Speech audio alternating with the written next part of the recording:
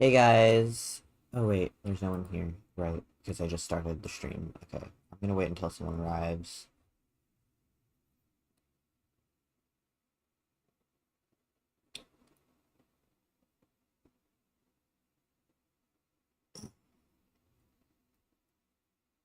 Um,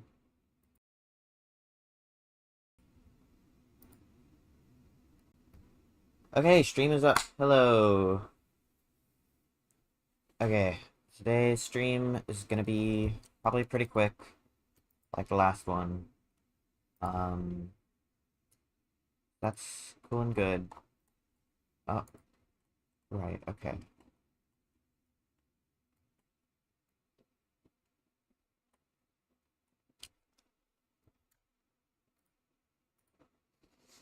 Yeah, I know. Okay.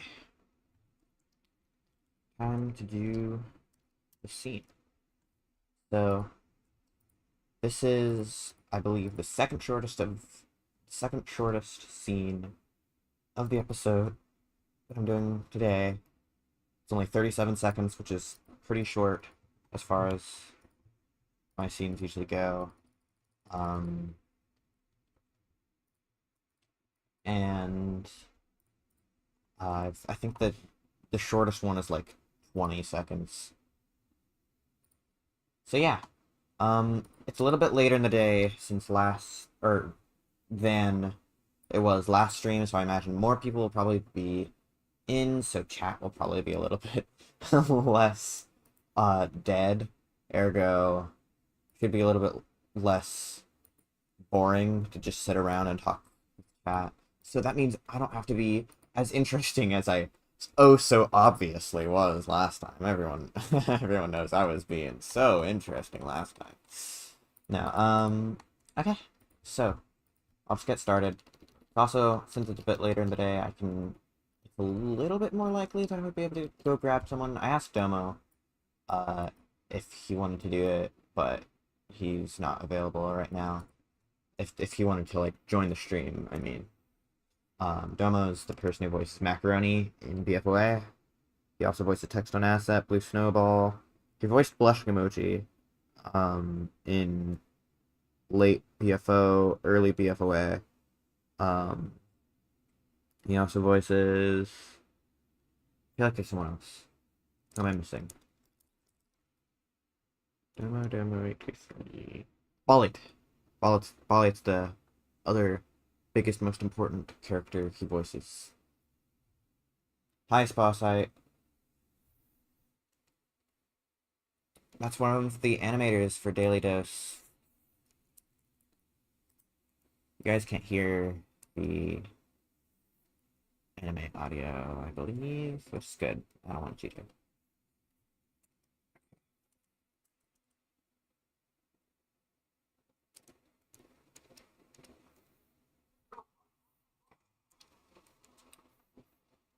But yeah, I'm probably gonna be mostly quiet, uh, because I'll be animating. But if anyone has anything to say or any questions, sorry about the dog, by the way. Uh,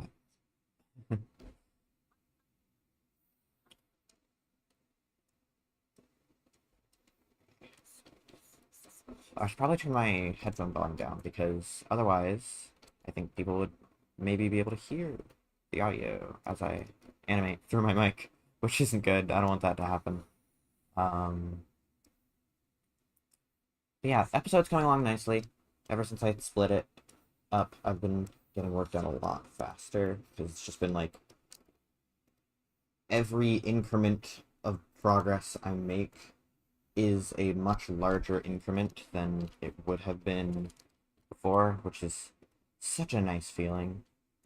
Uh, it's so much easier to make a short episode than a longer episode, not because, it takes less time, obviously, but also just because um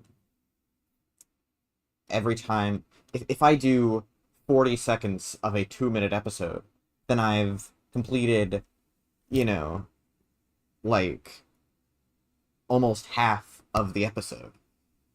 So it's really not that hard to motivate myself to do the remaining uh 80 or so seconds. No, I haven't done. I've done a third of the episode if I do 40 seconds, whatever. And it's not that hard to motivate myself to do the remaining 80 seconds. Whereas if I do 40 seconds of a 10-minute episode, comparatively, 10 minutes isn't terrible, but, you know, comparatively, it's like I do 40 seconds of that and I've done like 8% of the episode. Which is like, then I have to do that a bunch of more times, and the longer it is, the more it gets like, oh my lord. It's hard to, you know, it's, which I guess the solution to that would just be having other people working on it, but I'm stubborn. There, I, like, yeah, oh well. And yeah, there are other animators on it, but it's tricky for this episode in particular, like it was for last episode, because, I'm trying to specifically do the first couple of scenes, uh, mostly because, oh yeah, and this episode has a lot of Forza Craig, which I am probably going to be doing most of the Forza Craig stuff because everyone draws Forza Craig a little differently, and while normally that's okay, for scenes that take themselves more seriously, like a lot of Daily Dose scenes do, I would prefer to, like, have Forza Craig look a little bit more consistent. Particularly in this episode. Uh, so, like, I think I'll start giving out scenes to other animators once once I can separate Forza Craig heavy scenes with scenes that don't have much Forza Craig in them. And blushing emoji. Although, I mean, it's not like blushing emoji's making that much of an appearance in this episode. But yeah. So that's why, for the most part, I've handled this episode so far by myself, rather than giving it to other animators. Once I get to, like... And okay, I realize that I could just go to the other scenes and do them out of order, but oh my goodness, it's actually... I'm just disorganized. That's literally it. I'm it's kind of the episode's kind of a disorganized mess because I don't really know what I'm doing. Oh well. So I'm just like doing them in order, doing the scenes in order till I get to the scenes where I can start really giving them much more. And it's also been a while since I like recorded the episode, so I kind of forgot a lot of it. I don't really want to sift through it right now outside of animating it. So, womp womp. I just this.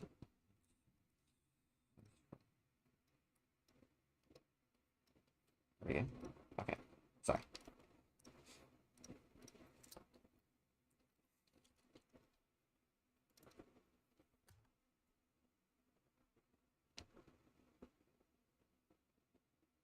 Oh yeah, okay, Spotlight, yeah. Uh, in regards to not having many other people work for a show is actually really good. I found that too big of a crew, especially when you're not close, is just a ton harder. I absolutely 100% agree. First time I tried making an object show was back, like, okay, technically it was back during 2019, but first time I really gave it a good shot, storyboarded everything and all, I had, I think, more voice actors than BFB. uh, and for a cast half as small as BFB, and had a bunch of people who wanted to animate, and it was a disaster because I was 14 and didn't know how to allocate roles, And not that I was a very good writer anyways. Even if the show did come out, it would have been really boring. But it was never going to happen. Because, dear lord, it was a mess of a production. I strongly recommend, for anyone who's starting out making an object show, either make it by yourself, or make it between you and very close friends. I mean, it's like...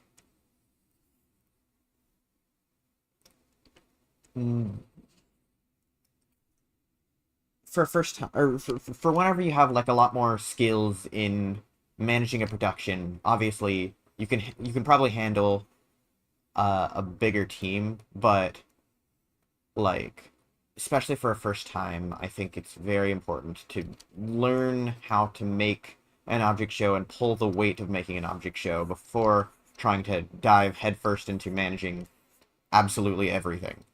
Uh, Especially because close friends will probably be more patient with you if you're like slow or uh taking your time to like uh really figure out what you're doing.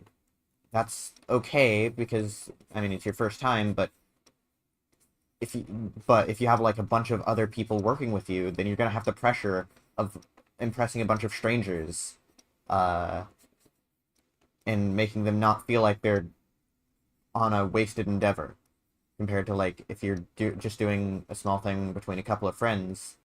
It's like it's just a small little passion project, you know, and no one's gonna really hold it against you usually if you're being a bit slow and all that. That's at least my experience. uh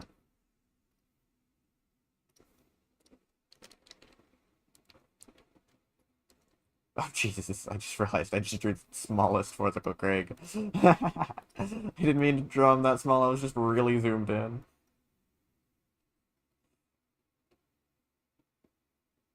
I'm just gonna redraw him. Oh my lord. Because obviously if I scaled him up, then the line thickness would be so inconsistent. Okay. Alright, sorry, let me catch up with what you said in chat. Spotlight. Um, it's a ton harder to get anything done when you have to deal with 40 other people breathing down your throat. You have to make... Oh yeah, that's literally exactly what I said. And you said it before me, but I didn't read your message. I was just responding to the message above that. And I literally was just saying the exact same thing. I'm sorry about that. Okay. Of 4 people I'm really close with, what I noticed with a ton of shows nowadays, that they open auditions for like everything, and 100 people would come in and make this weird mesh of a crew where it's impossible to manage anything. The reason why people cancel and take a long time more often to make an object show upset is with that deal with a ton of people to probably really demotivating to go through. People to tell them to work. Yes, I agree. Oh my goodness. Absolutely, 100%. So recently, well, no, not really recently anymore. Back in, I think 2022, this might have been 2023, there was I think it was 2022. There was a BFDI fan project called BFDI MVP, and it has a rather storied history that I don't really want to go into, but the point is, I joined the team as a voice actor, storyboarder, maybe an animator. I don't really remember all the roles that I had. It had a lot of uh people working on it, a few of which I talk to now, completely like unrelated to BFDI MVP. I just happened to also uh get to know them elsewhere. But yeah, they there was a lot of people working on it because original creator of the project opened auditions for basically everything, and so there were like 7 writers, and a bunch of storyboarders, a bunch of voice actors, a bunch of everything. Eventually, some allegations and stuff came out about the creator. Obviously, not my place to go into.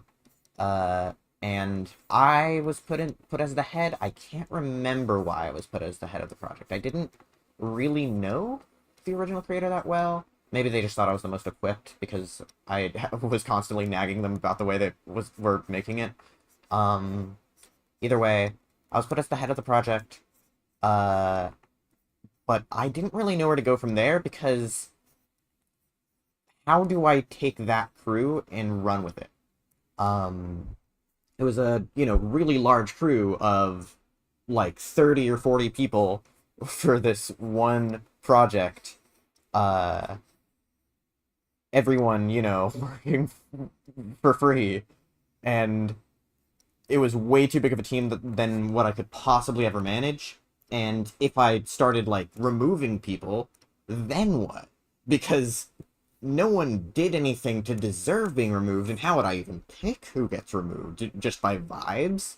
It was a whole disaster, and I didn't really want to deal with it. I kind of just didn't do anything and just kind of let the project sit and rot for like a year before I just decided to post, hey, I'm gonna cancel this now. Sorry to anyone who was really excited for this. If anyone wants to do it of their own accord, you have my full permission. I'm not going to though. um, and it was a like whole mess. Oh my goodness, yeah. I You knew about the IDFB continued fan project? That's really funny. What's the scene I'm animating? Um, I am animating scene 4, I think. Yeah. Uh, for as far as this half of the episode goes, that's 4 out of 9. 4 out of 9. So after I finish this scene, I'll be halfway done. If I do one scene a day for a week, then the episode's gonna get released like really soon. Um, if I can't for some reason manage to keep that schedule up, even though that's the lightest schedule, that's like a Mojang employee schedule, then like I guess it'll be a little bit longer. Whatever. Um, but yeah, that's for the IDFB continued fan project. Um, yeah, I the funniest thing that I ever do, uh, ever, is sometimes I'll just like join a project and then audition for every single character that they have, regardless of whether they're available or not. I'm I think I don't know if anyone else finds it funny except for me, but sometimes it leads to me having like 50 voice roles. I don't think I've ever had a single object show come out that I've done that for. Um, but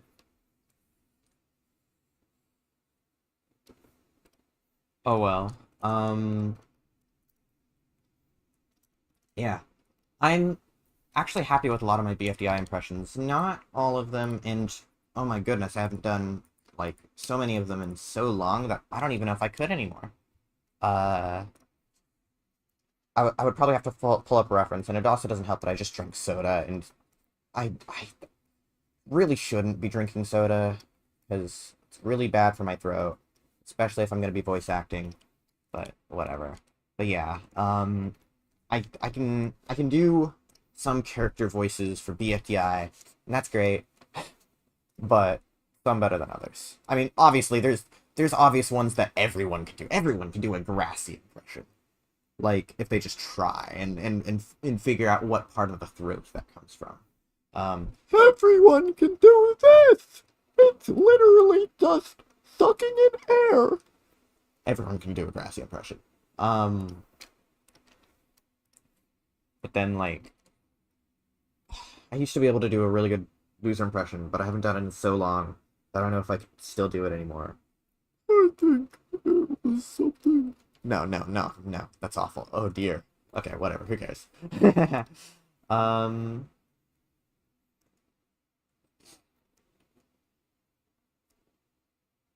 Oh yeah, especially some of the girl characters. I can't do any character in I can't do any character impressions that like are even vaguely feminine. It's crazy. Uh, but like whatever.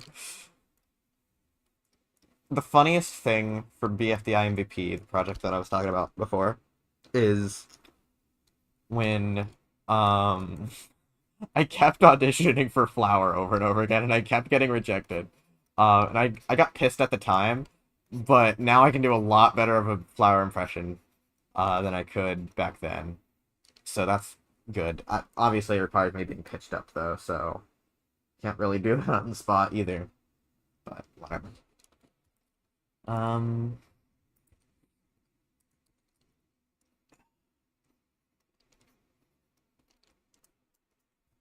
Oh, Profiles Uncle Steven appeared in the new BFDIA episode as a recommended character. Scabbit recommended him, which like that's awesome. Not just that he was recommended, but also that he was picked. Uh, I don't know what Scabbit put as the description, but I mean, it looks decently spot on, even if the mustache is not what it usually looks like. But damn.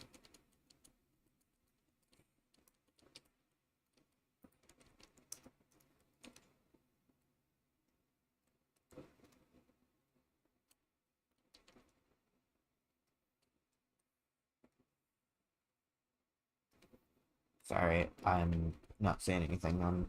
I guess I just finished my thoughts. I don't have much to add. Uh, I guess I could talk about. I mean, I could talk about some BFO characters, but what am I gonna say? Um, Forrest Uncle Craig is orange. Wow. Like, damn, yeah. I'm sure he is.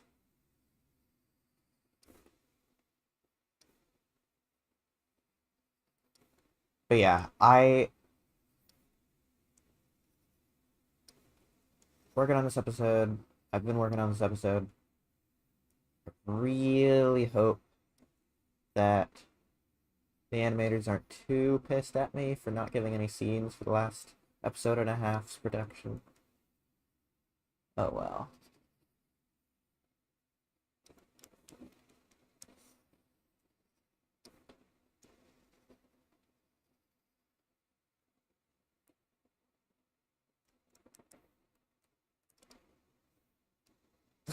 Don't worry, I'm very mad at you!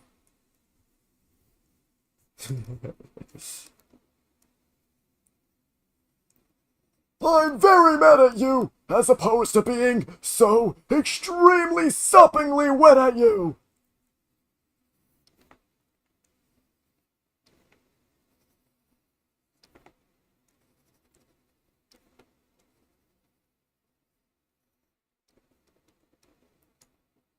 I'll check chat in just a second.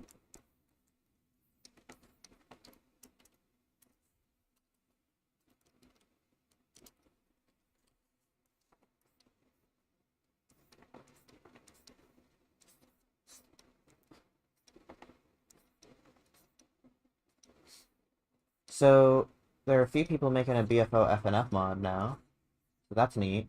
Uh, they wanted me to voice for the mod, which I was happy to do so because man, that is crazy. And the thing is, the songs don't suck. Like I listened to them in the Discord for it, and like they're pretty decent. Uh, and I'm really excited to see how it turns out if it ends up getting finished. Um, and it looks really promising. Um, I just wasn't expecting it, you know? Like, damn, people actually like BFO? That's crazy. I mean, not that I got awarded for, or got nominated for a single award on the OSC awardees, but I mean, in fairness, I don't think my audience is exactly the people that are on Twitter. They're probably not. But that's okay. Um,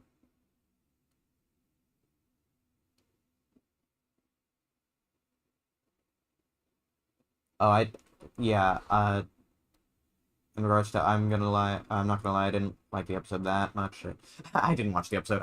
I've stopped watching BFDI episodes as they come out because, oh boy, it fell off real hard. But that's a discussion for another day.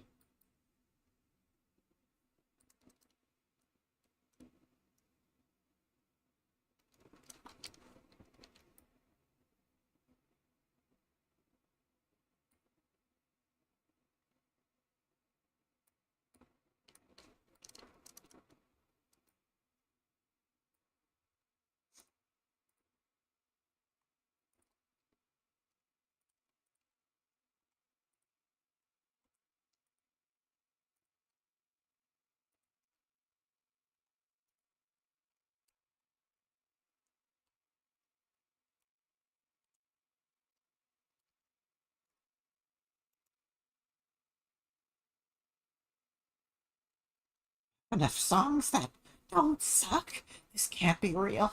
Oh, the betrayal!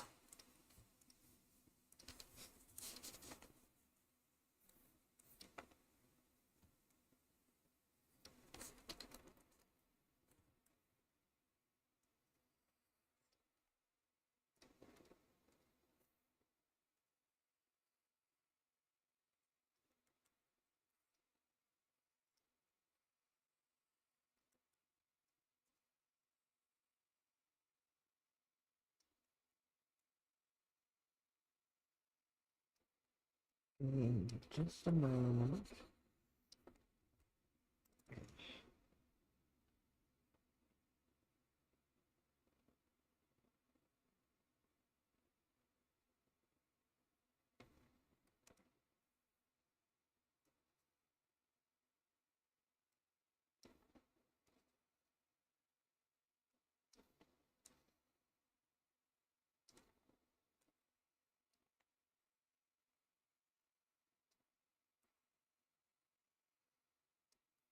I mean, okay.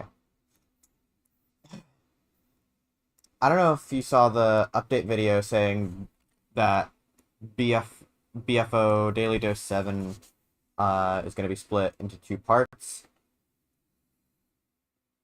But there is one segment of the video that's a little bit of a dig at current BFDI.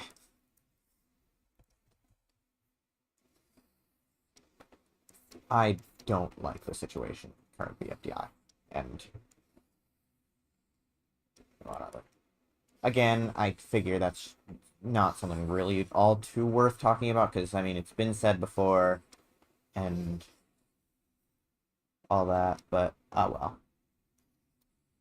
That's okay, because I can just keep whining about it subtly in BFO episodes, and it'll be funny.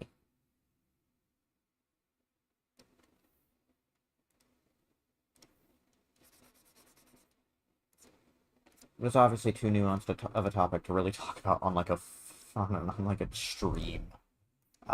So, you know, I figure it's not really worth delving into here. Uh, as well for that reason.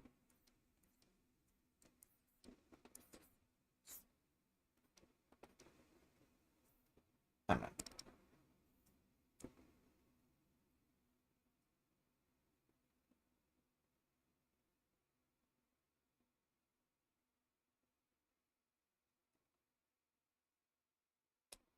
The thing is, with an Anime Insanity Invitational, I have a kind of complicated, mixed opinion on Invitational. Unironically, I think it's like one of the only consistently good object shows. At worst, it's meh. And granted, it doesn't have very high highs. And I feel like that's its biggest problem. It doesn't have very high highs. Compared to, like, Season 2 of An Anime Insanity has pretty high highs.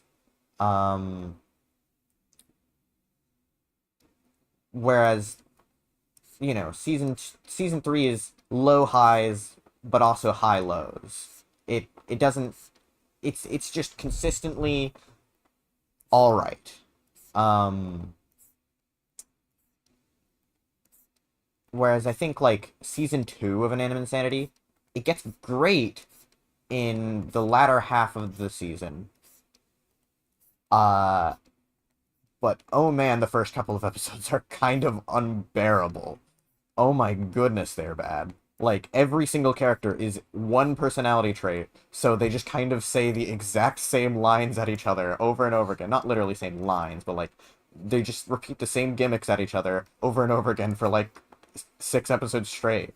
And it's really annoying because none of the characters have any like actual personality. They're all just one gimmick each, except like the returning characters from season 1.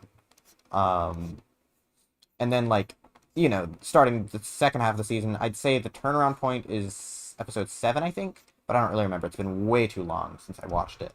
Uh, they even the season 2 characters start developing other personality traits.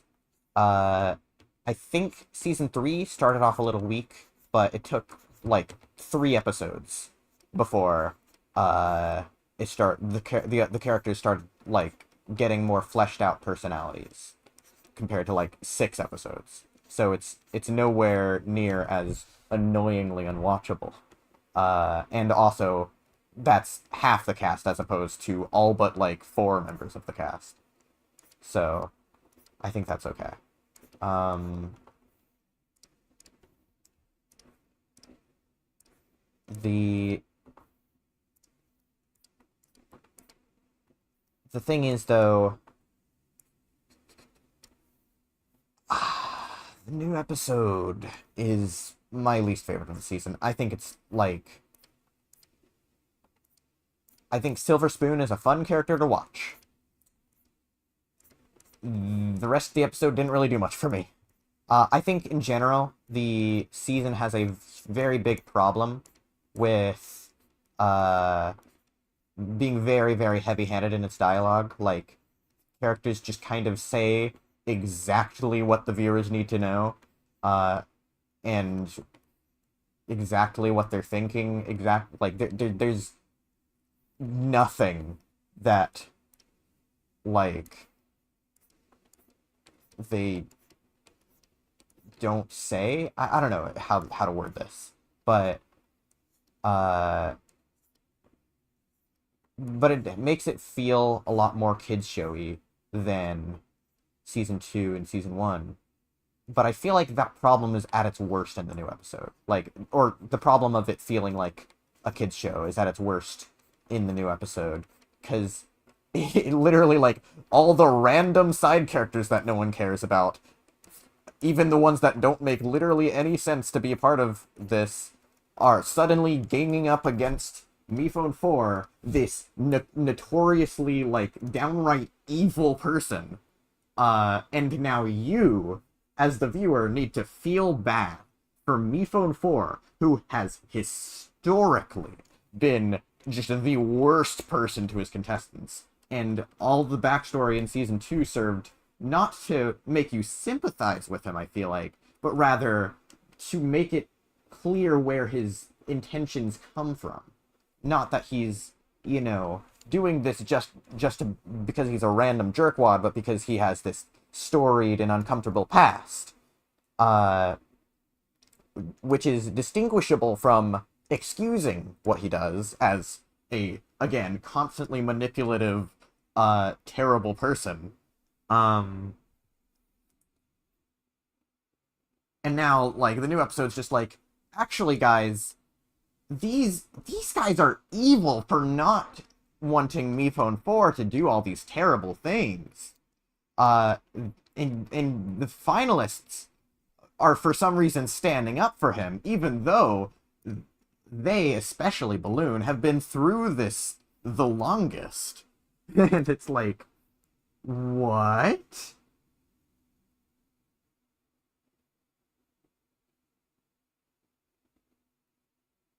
Um...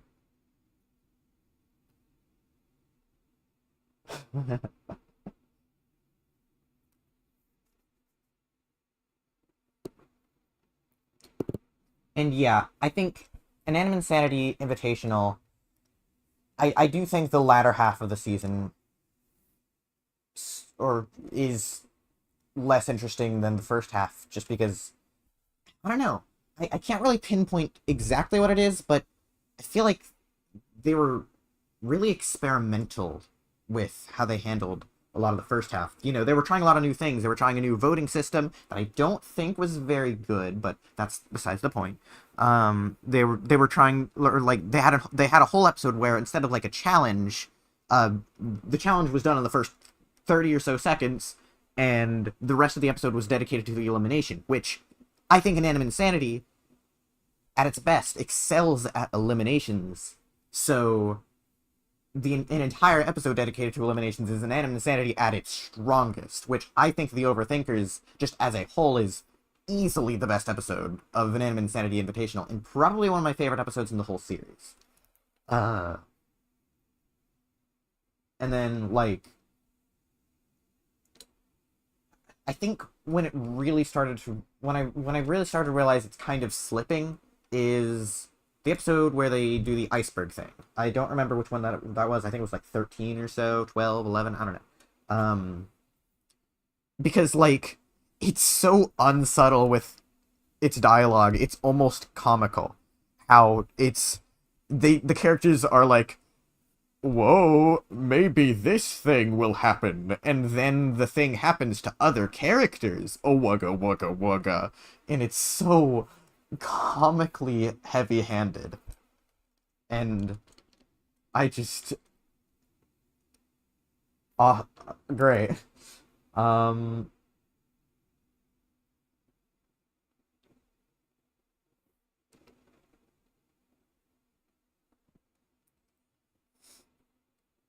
so yeah. Uh, I don't know. That's my take on an Anime Insanity Invitational. I think it does drag on in a lot of ways, but I don't think any episode goes below being okay. Except maybe the newest one. Oh my god. I don't like the newest one. I don't like well, if anyone's for some reason watching this in the future, the newest one is the semi-finale, the beginning of the end. Anyways, who cares? Um it's but like Nan Insanity, whereas like season 1, unironically, season 1 is pretty fun. Whenever like I feel like it's funny in that they just didn't really have a standard, so anything goes in an Insanity season 1.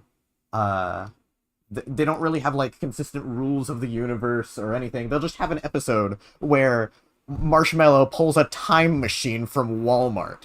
That wouldn't fly today, because how do you explain the fact that Marshmallow doesn't just get Bo back by preventing her death? It just because that's exactly what she did for Me Phone 4 in that episode.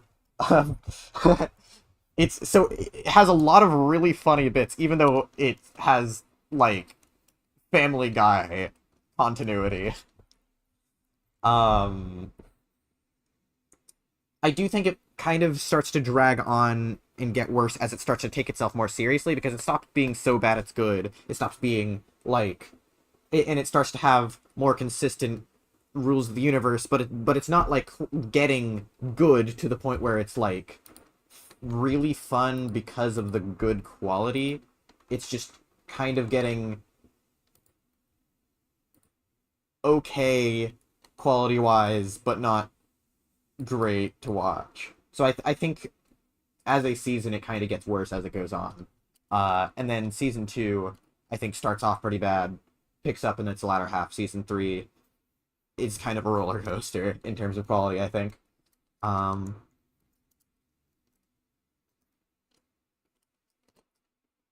I don't know. That's my take on the whole series.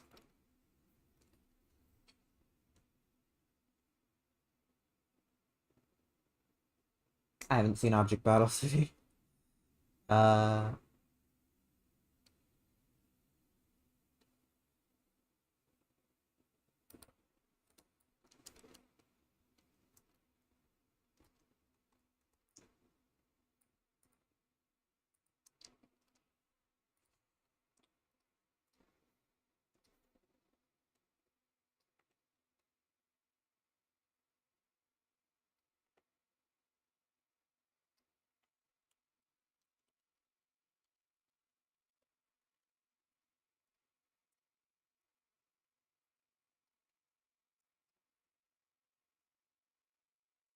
Sorry, I'm not saying anything.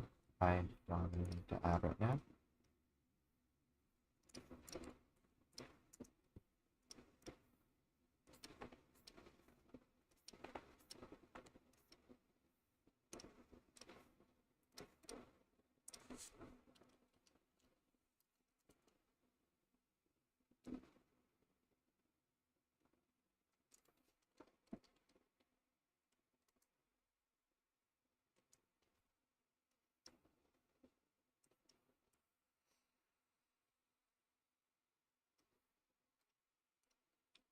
Yeah, in just a moment.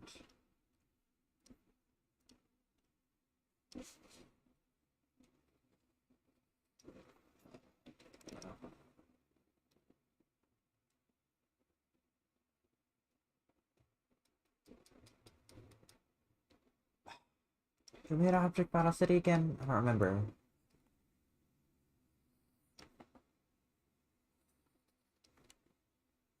Top Hat the Hat, right?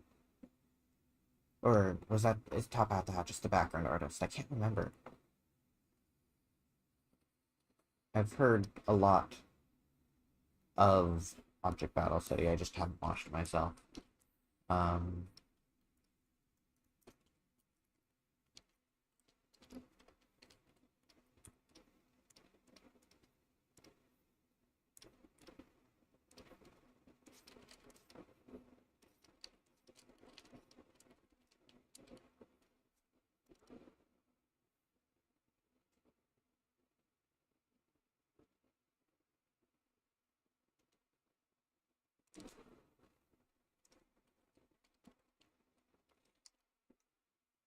I know Object Battle City's more recent episodes have gorgeous, phenomenal background work because Top Hat the Hat is just, well, really good at making gorgeous, phenomenal backgrounds.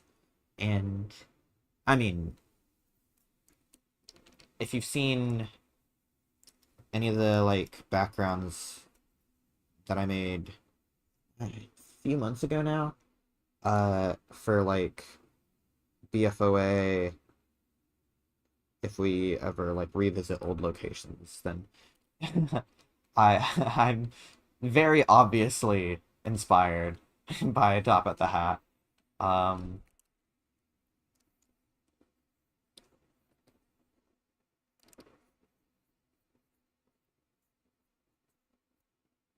that's Cherry. That's familiar.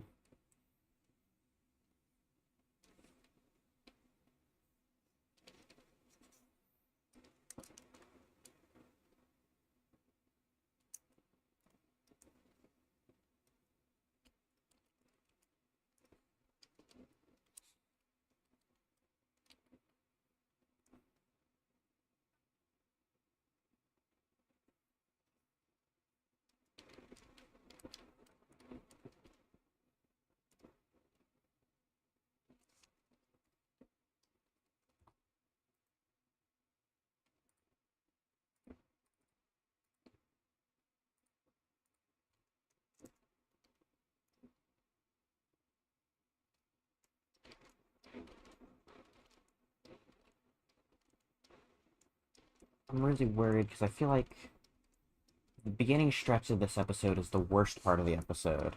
So I'm really worried that it's going to turn off a lot of people from the episode. They're going to be like, "Hey, it's boring," and then just click off in the first, like, minute or so. Oh well.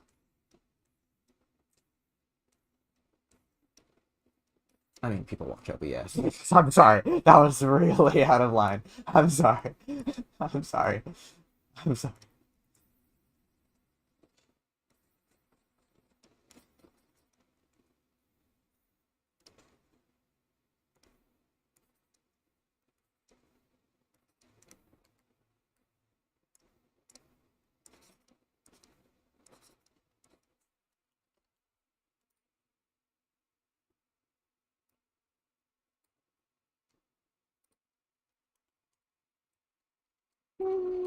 Nothing.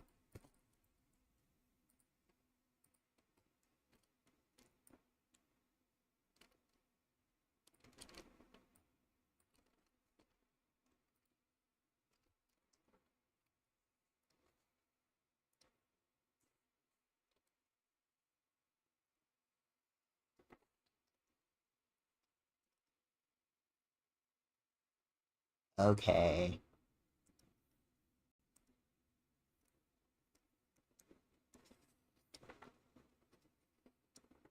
I mean,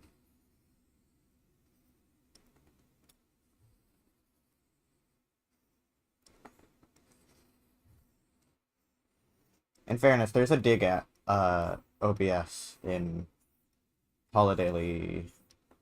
I think it's 6, whichever one Ryder's pet is.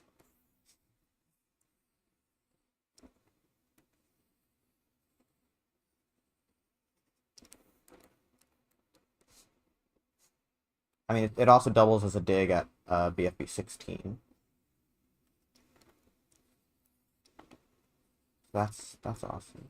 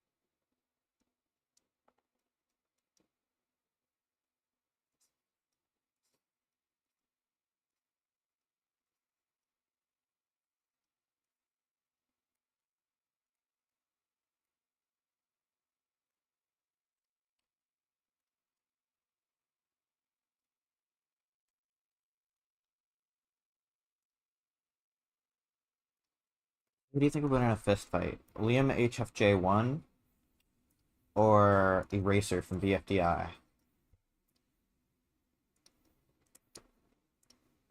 I'm gonna put up a poll, and I'm gonna put up a YouTube poll, so that we can finally conclude who would win. Uh, how do I do that again? Engage with your audience. Start a poll. Who would win in a fist fight? Liam HFJ1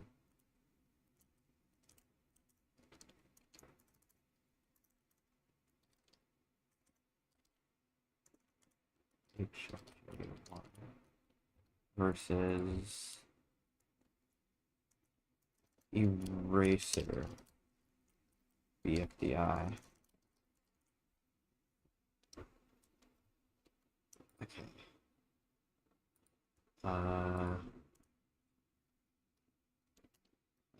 Start poll. There we go. The poll is up.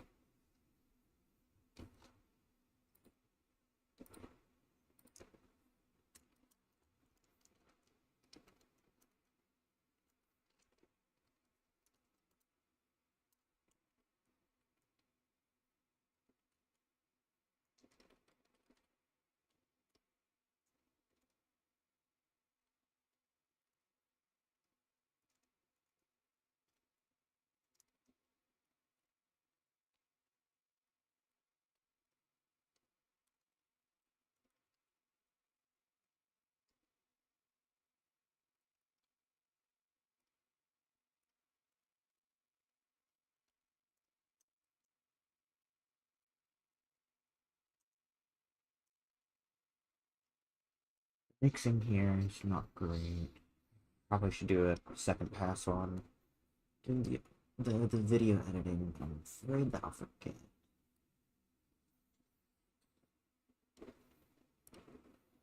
Because Corsica Craig is a lot quieter than the other characters. I feel like it's just a general problem throughout Daily Dose.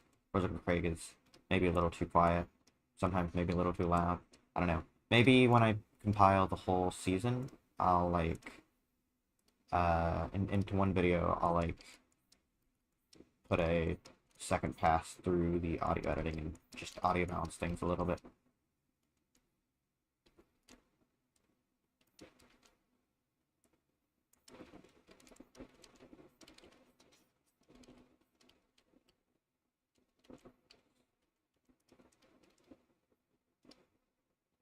Oh well.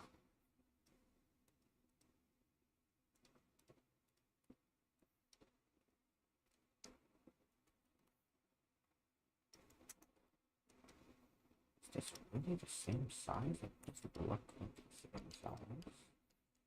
That's crazy. Oh well.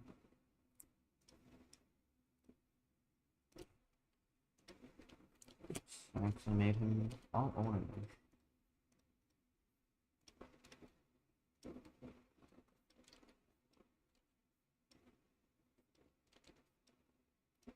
Really doesn't do. I don't think it's the same lineup. Yeah, that is way thinner. Ugh.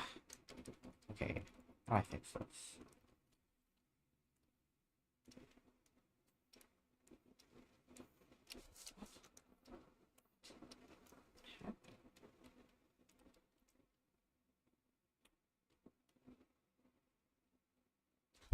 I know what happened. Oh my goodness. I resized the fills rather than the symbol. Oh my goodness. How did I even make that mistake? Oh, whatever. I can fix it pretty easily, I guess. It'll look a little wonky, but not wonky enough where I think anyone will... Oh, yeah, never mind. That looks perfectly fine anyways. Alright, alright. Everything's completely normal. Well, it's not perfectly fine, but I don't think anyone's looking hard enough to recognize this as an issue.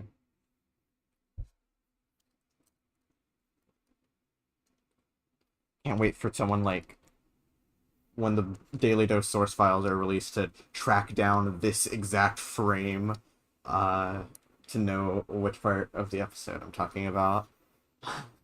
Theme 7-4 for anyone in the far future who's willing to do that for some ungodly reason. And I mean, you can see the frames on the screen.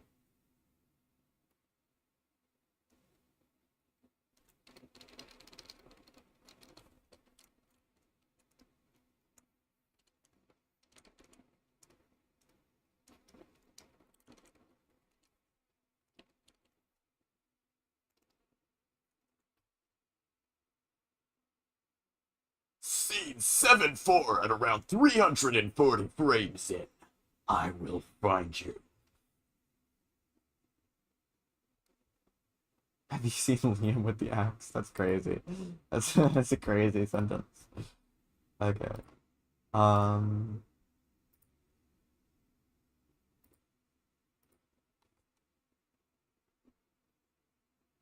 He missed like 12 times. Oh my god, I didn't even read that part. Have you seen Liam with the axe? He missed like 12 times. That's crazy.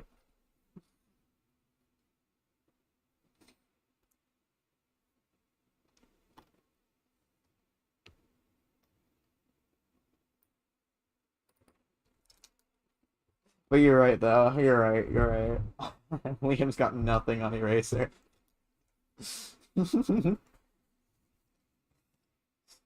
Stopping pathetic. I don't know. Other adjectives.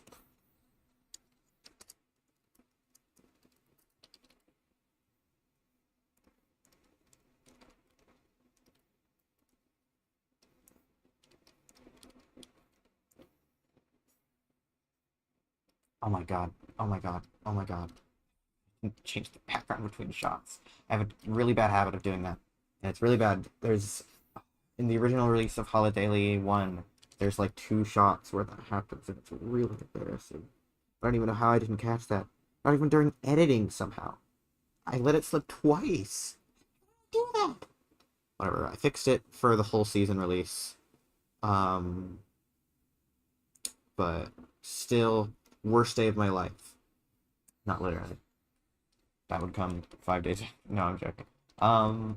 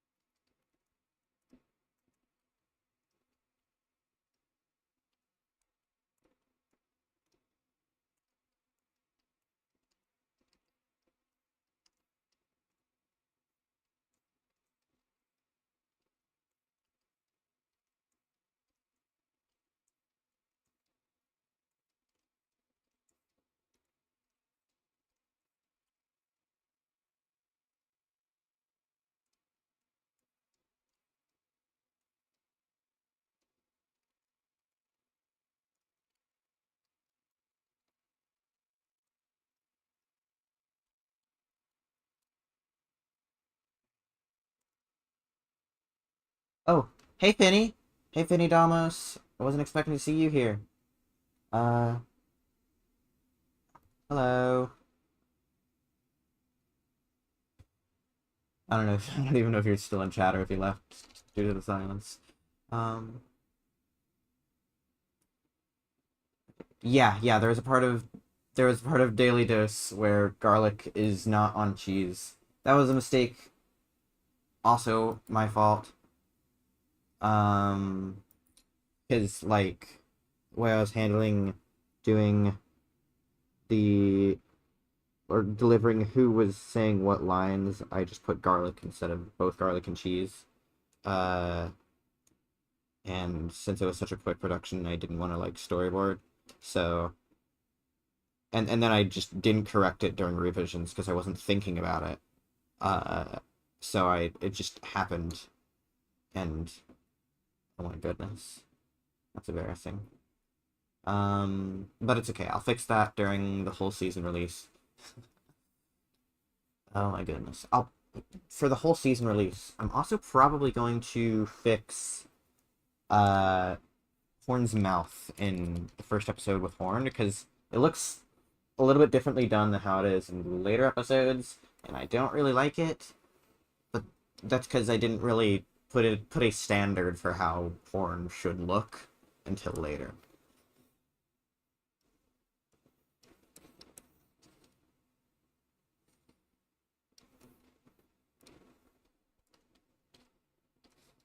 Basically, a lot of problems with Daily Dose happened because of a lack of communication on my part, and that's like whoopsie daisy.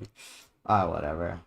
I if I wasn't rushing the episodes out in literally like a few days each, well, one day each at the beginning, then like these wouldn't have been an issue in the first place, but whatever. And obviously that's the point of Daily Dose to be like daily. But it was too big of a concept for its own good. I really wanted a lot of build up to everything that I wanted to do with the Doctor. And I thought I'd learned my lesson. After Holidaily, I was like, I'm never going to do Holidaily again because it had too much build up for its ideas, and it started to take longer and longer, and I was demotivated and burnt out by episode 2. Time to never do that again. And then I did it again, except 10 times worse because now I was doing longer episodes with ideas that needed even more build up. I don't know how I let that happen, but that's totally my fault. Oh my goodness. Um,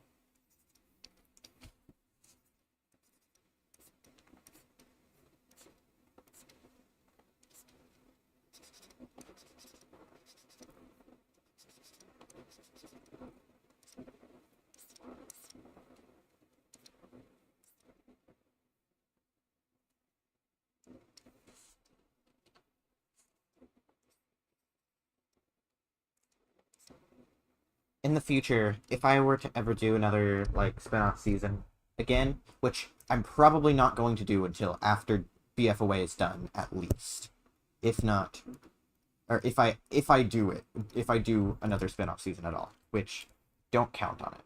But if I do another one, I it'll either just be like released whenever I feel like it, although I mean it's not consistent, and I don't know if I like that. Uh, I'm just doing it that way to get Daily Dose finished, but or I'll do a bi-weekly or semi-weekly or however I was doing it briefly for Daily Dose, because if I do that from the very beginning with the standard of Daily Stash, which was totally fine to do, daily until like a few episodes in when I started to feel the burnout. uh, then like episodes will be the easiest thing to do ever. Just like 2 to 3 minutes or 2 to 4 minutes in 3 days. That's nothing. I can do that while I sleep. Not literally. Um,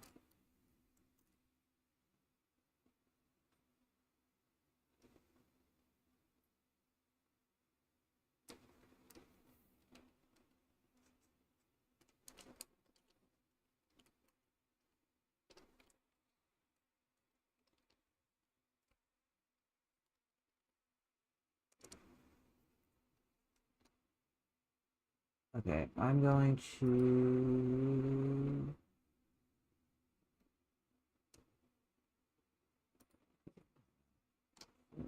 4 hours. Oh, wait. You're actually starting to ask questions. Sorry. I will... Wait. Does it replace the timeout if I put you in timeout for 24 hours, Smelly, because I thought you were just, like, coming into the chat and spamming, but I don't know if I can take you off of timeout.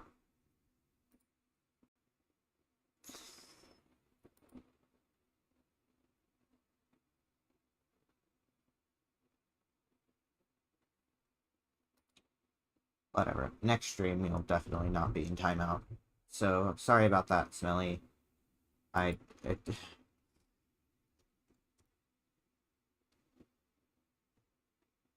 oh, okay. Yeah, okay. I put you on timeout for 10 seconds after that.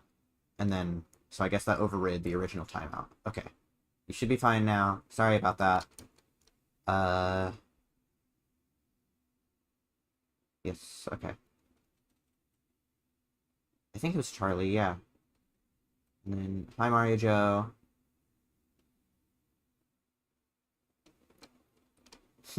Do another season, but make the only make me the only character and make a prize $1,000,000. What if you, instead of being Spotlight, were a little piece of sushi, and instead of the prize being $1,000,000, it was 1 grain of rice, and and you could double it by doing another season.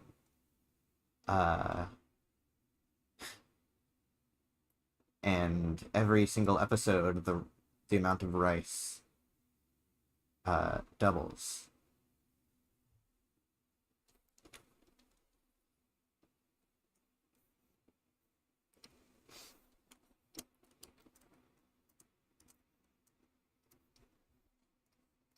Unironically, though, I know this just because, like, Hitomi makes good shit, but Battle for Rice is so good.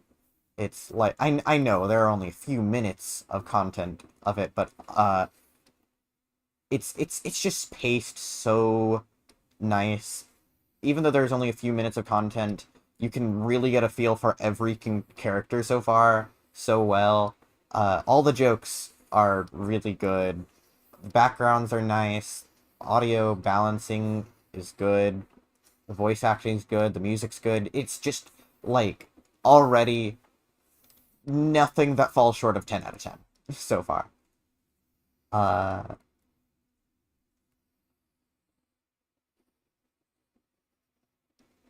it's not my favorite object show, probably, just because, again, not much of it exists. But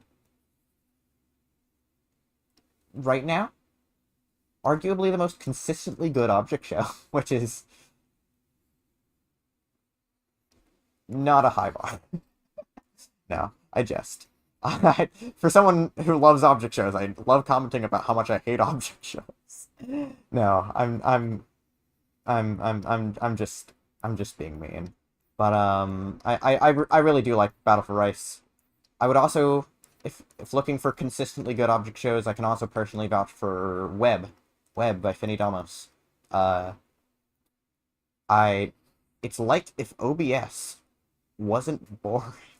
Sorry, I don't know why I keep dunking on OBS right now of all times. But I don't know. Web is really good. I think the characters are all really fun. I think uh it does what it's trying to do and no more. And that means it's not overreaching and trying to do a billion things at once, and it's not trying to be this grand, spectacular thing. It is just trying to be Walk Cycle's Epic Blender, and that's all it needs to be good. Oh my goodness, why can't I draw Forth over Craig right now? Oh my goodness, I'm just gonna...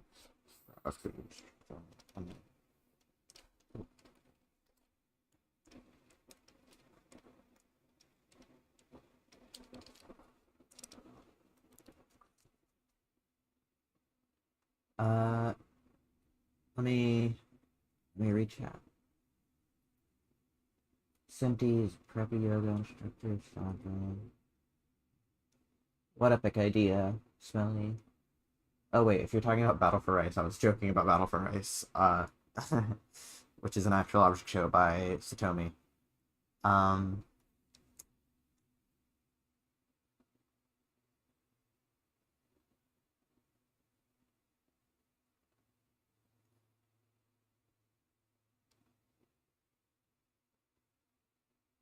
okay. Hey JT Rock. Oh my gosh. Oh, hi Flower. Hey. But yeah, I if you want, I could talk about why I don't like OBS. Uh, but I don't know. I don't know how like rabid the OBS fandom is.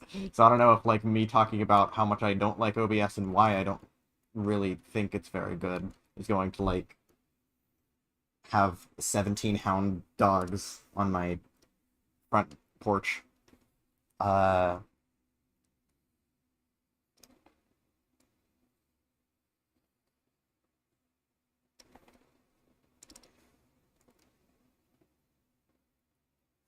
Basically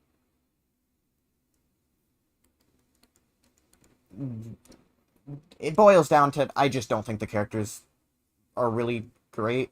They're all kind of one note and just kind of change personalities on a dime to the point where the plot point where they start changing personalities because oh, Happy Star is coming and it's gonna make things weird comes like it's foreshadowed apparently by them going oh no, we were acting so out of character. We would never fight like that. But I couldn't tell because they didn't really have very defined personalities to begin with. Uh, and that's basically the summary of why I don't really care for OBS. I just think that the characters aren't really strong. Um, and when they do have personalities, it is because they have exactly one personality trait. And usually that personality trait is a gimmick. Like House says, whatever, and that's it. That's House's personality trait. And that's why I don't care for OBS. Obviously, if you like OBS and think that the characters are great, all the power to you. And that's totally okay. Maybe I'm just like not seeing hidden genius or something. I also think that like Happy Star just isn't really an interesting antagonist, or at least what we saw of Happy Star. I don't know. Hair Tumor was originally a kind of mean-spirited jab at Happy Star. That kind of developed into its own weird thing, but uh, that's besides the point.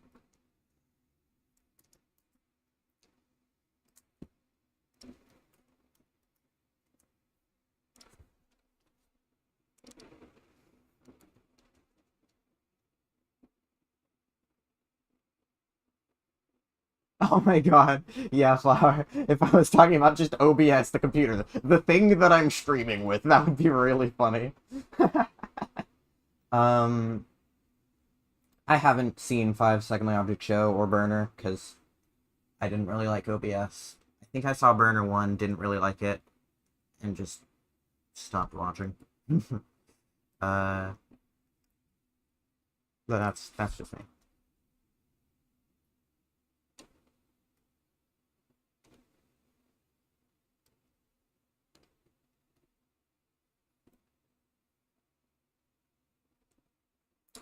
Yeah, writing matters, but I think more than just saying generically writing matters. I think it's very important to stress specifically characters matter because, like, in an object show, the entire format is a competition where you're trying to see, or where it's about which characters will get the furthest, which character will be eliminated next, and which character will win.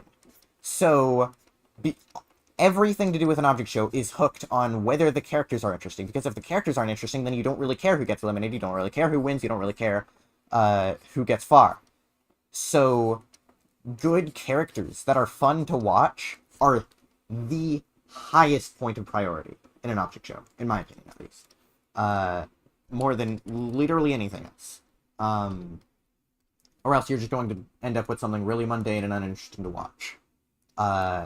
Obviously, there are some things that can get away with subverting this. If HFJ1 didn't have interesting character writing, which I think it does, for the record, if it didn't have like the greatest character writing in the world or anything, that would be okay, because it's not really about the characters, it's not really about the competition. So like so most of its characters can get away with being kind of flat in one note. I mean, no one's out here saying Whippy Creamy is the greatest character alive because, or greatest character ever made because they have such strong character writing. Whippy Creamy is fine, but isn't like the holy grail of the OSC by any means. Now, Liam, Bryce, and Aerie, I think, as well as maybe Moldy and Senti, need to be like strong characters to hold the weight of the whole series, because particularly with Liam, Bryce, and Aerie, they are the like hook of the series. The events that happen to them are very, very important. But whereas like for an object show that's a competition, you need every single character in the cast to be good, or at least every single character who makes it past like episode 1 or 2. Or else like you're just gonna have an object show that's kind of boring if the characters aren't fun to watch.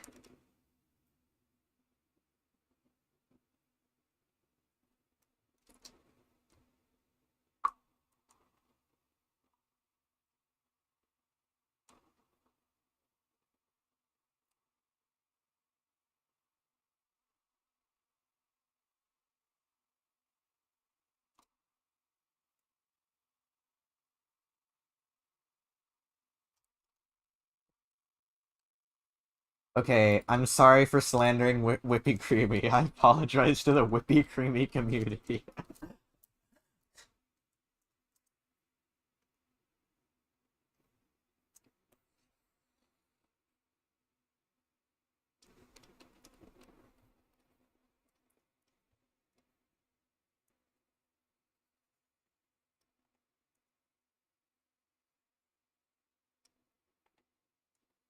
But yeah, what my thesis about characters is exactly why Daily Stash is the way it is. It's also why I don't really like the Daily Object Show. I think the whole it shoots itself in the foot with the way it handles the format, in that it's basically just like a really short challenge, really short elimination. The characters do like 1 or 2 bits an episode. That's it. So for Daily Stash, my goal was to make you care at least a little about the characters in the short time you spend with them. That was my goal. It's not necessarily me trying to like fix the Daily Object Show or make a better Daily Object Show. It's just my take on like, here's what I would do with a Daily Object Show in that sort of format. See if I can make something with fun characters in such a short time. And I'm pretty happy with it. I think that the daily series are the best parts of BFO.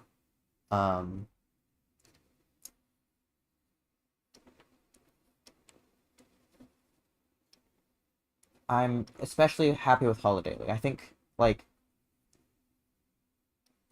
Daily Stash won the poll that I put up on, like, what's your favorite BFO season, but I do think Holiday is my personal favorite, just because I think it does everything right that Daily Stash did, except maybe the cast. I don't think the cast is quite as strong. But I think I did humor a bit better. There are a lot of jokes in Daily Stash, for instance, where the joke is that it like lingers for a little bit. That's not as common in Holiday, and I just think that the characters are funnier in Holiday. But that's just me.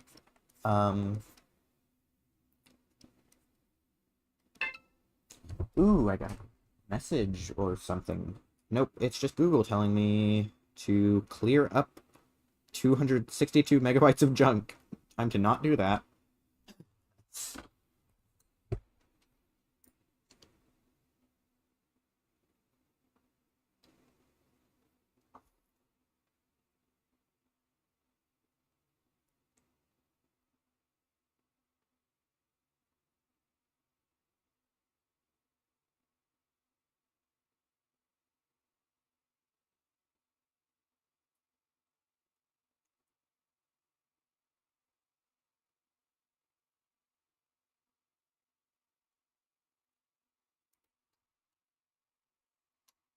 I don't really know perfectly what you mean, Far, but I daily dose right now isn't daily, so it doesn't really count right now. Oh well.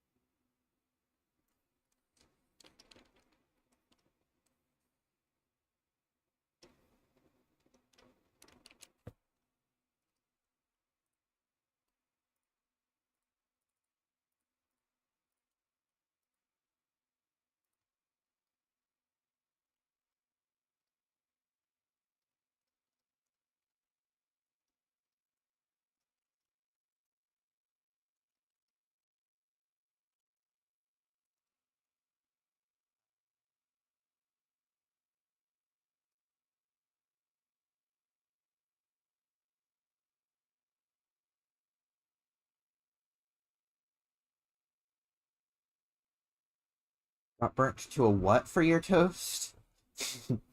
Um,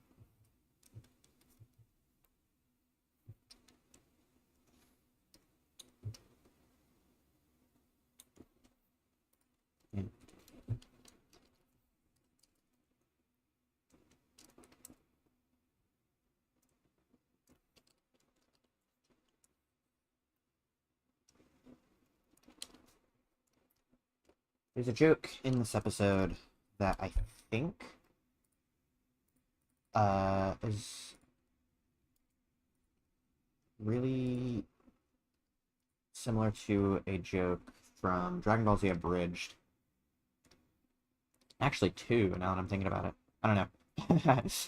I feel like you can tell that my writing is really inspired by Dragon Ball Z Abridged, or the way that I handle pacing and character dialogue, because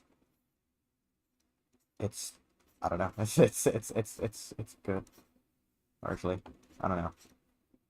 I don't know if I can recommend Dragon Ball Z Abridged to the unsuspecting random person, because it has a lot of problematic stuff, particularly in its first half. Also, it requires you to know about Dragon Ball Z. So, uh, I can't say with full conscience, hey, watch Dragon Ball Z Abridged, guys, because I don't know if you should. But it was a personally big inspiration to me, and if for anyone who has seen it, I feel like you can probably tell. Uh,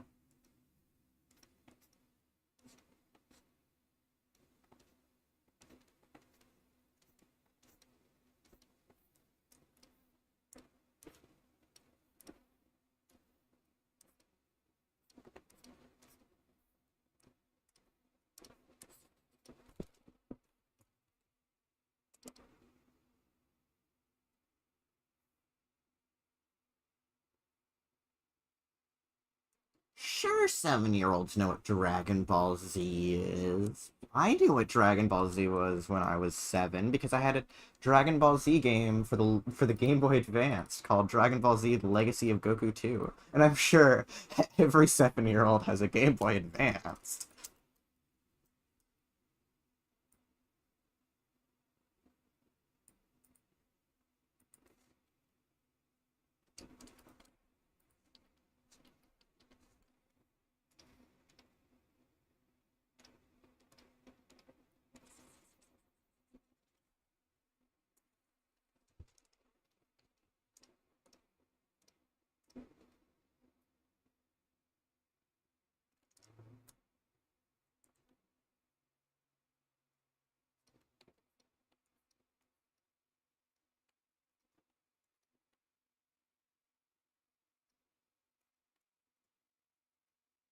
This is such a messy hand drawing for Forza Craig.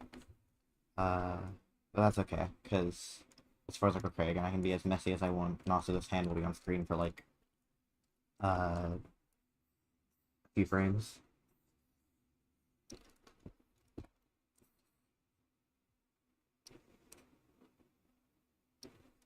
I'm gonna need to pull a background from last episode.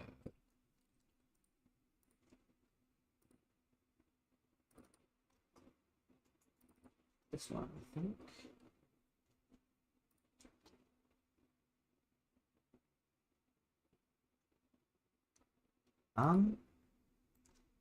Hair tuft. Oh, you mean in my Discord, as in like the general channel? That's not me. That's from Top Hat Horizon. Top Hat Horizon. First thing I ever saw from them was them making a BFO dub. They dubbed the first episode of Daily Dose, and like put in their own voice lines instead of using regular ones, which I thought was funny. Um,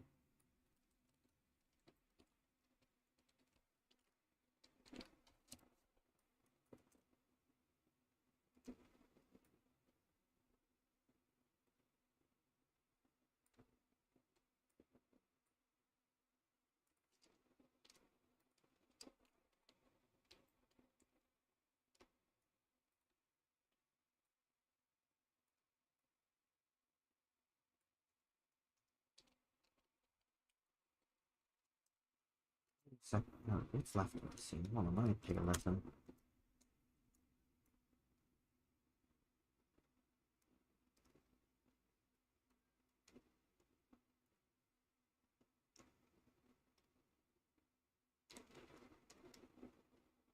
Okay, alright, alright.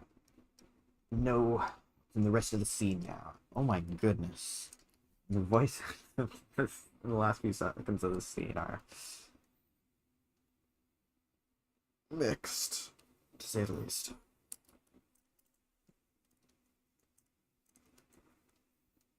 And I can say as many mean things as I want because I'm talking about my own voice acting because it's all me. I don't know. I think this episode has some of my favorite voice acting that I've ever done. For some characters, pretty bad voice acting for some other characters. But that's okay because the good cancels out the bad and makes it a neutral episode. Just what everyone loves to see. Just okay. Mediocrity, even.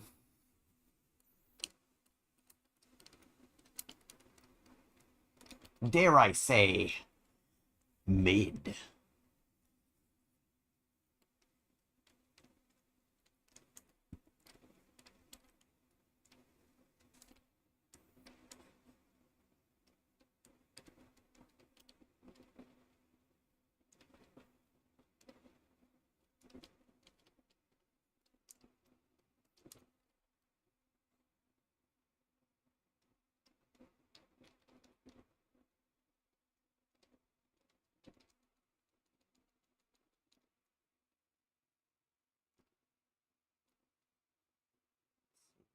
Where's the background I'm looking for? There it is. The last thing in the library. What?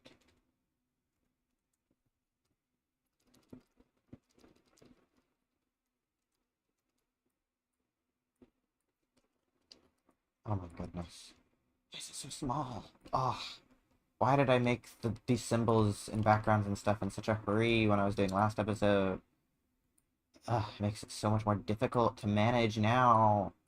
I don't feel like organizing it though. Even though I definitely should. But I don't wanna. I'm gonna deal with it being unorganized for the rest of time. Okay.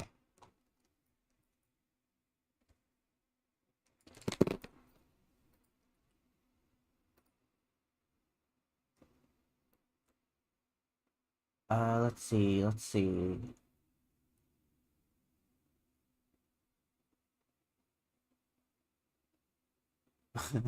I'm going to dub all of BFO into English. There, actually, in regards to translating into BFO into English, that's what I meant for that one. But someone else did make a Brazilian dub. I mean, Portuguese Brazilian dub of Daily Stash episode 1. So that's cool.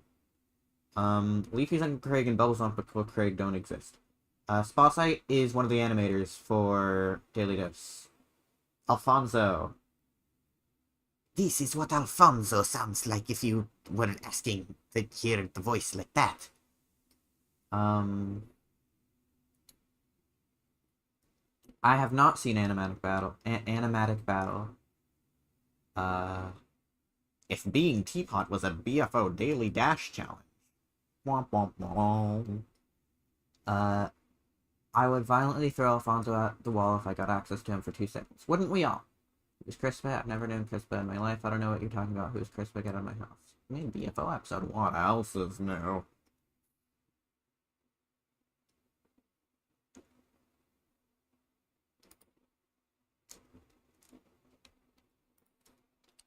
Oh, I don't really think, like... Greeny Guy sense of humor is not for me. That's it. I don't think it's bad. It's just not something I find particularly funny.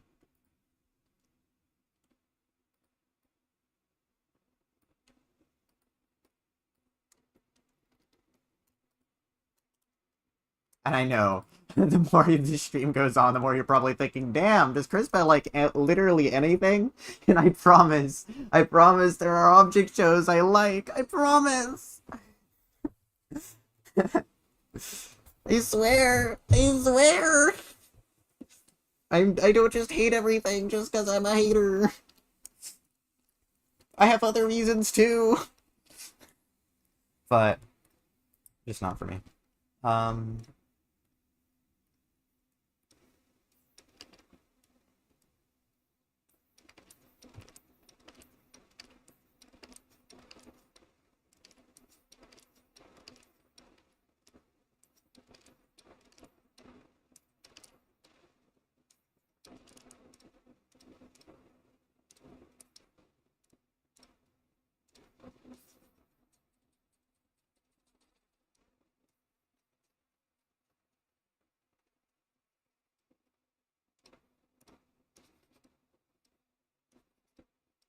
Sorry, I'm not checking chat right now.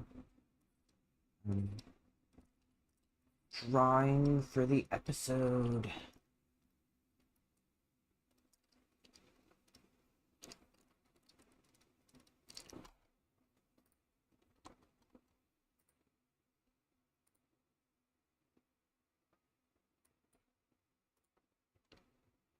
Do I like Love of the Sun? I've only seen the first episode. I don't know if any episodes have come out since then, but I did like it. Wasn't huge on the audio, but other than that, I think it was good.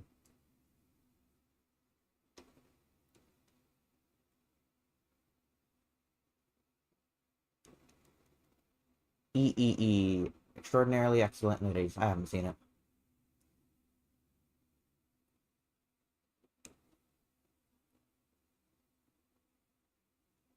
Um...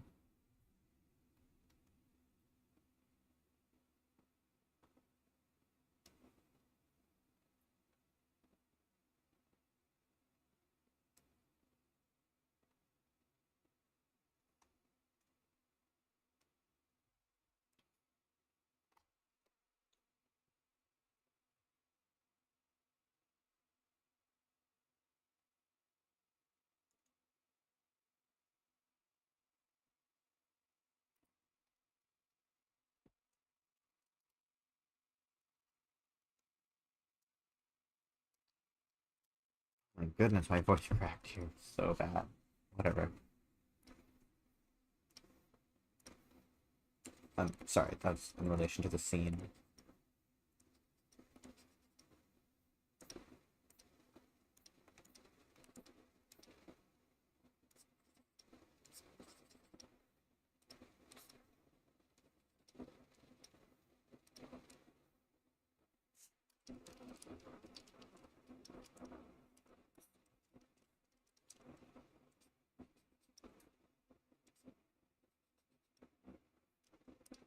I'm gonna get a drink. I mean, I already have a drink beside me, but I don't think you guys need to hear the drinking noises, so I'm just gonna mute for a second.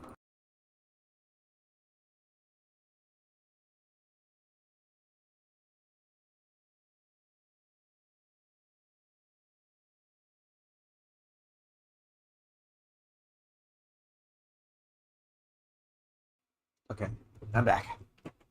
Sorry about that.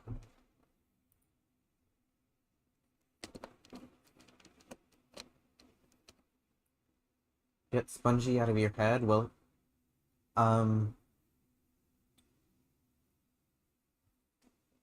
I recommend Holidaily 8.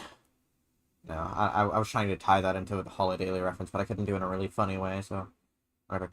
Anyways, I'm gonna end the poll. So it looks like Eraser. Oh wait, I typed it as Eraser. I just realized I misspelled Eraser in the poll. Whatever. Eraser wins, or I'm sorry, Eraser wins against Liam in a fist fight. Okay.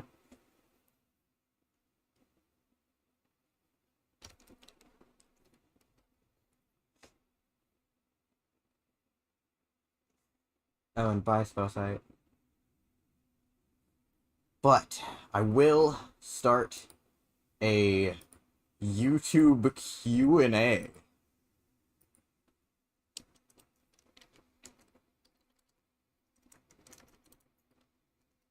Ask me. Okay, that's what the Q&A is going to be called, I guess. Questions lists. See viewer questions and choose which ones to answer.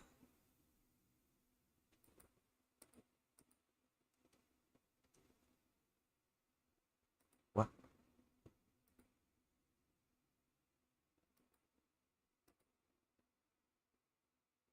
You guys can still type in chat, right? It's not like locking you to just the questions tab.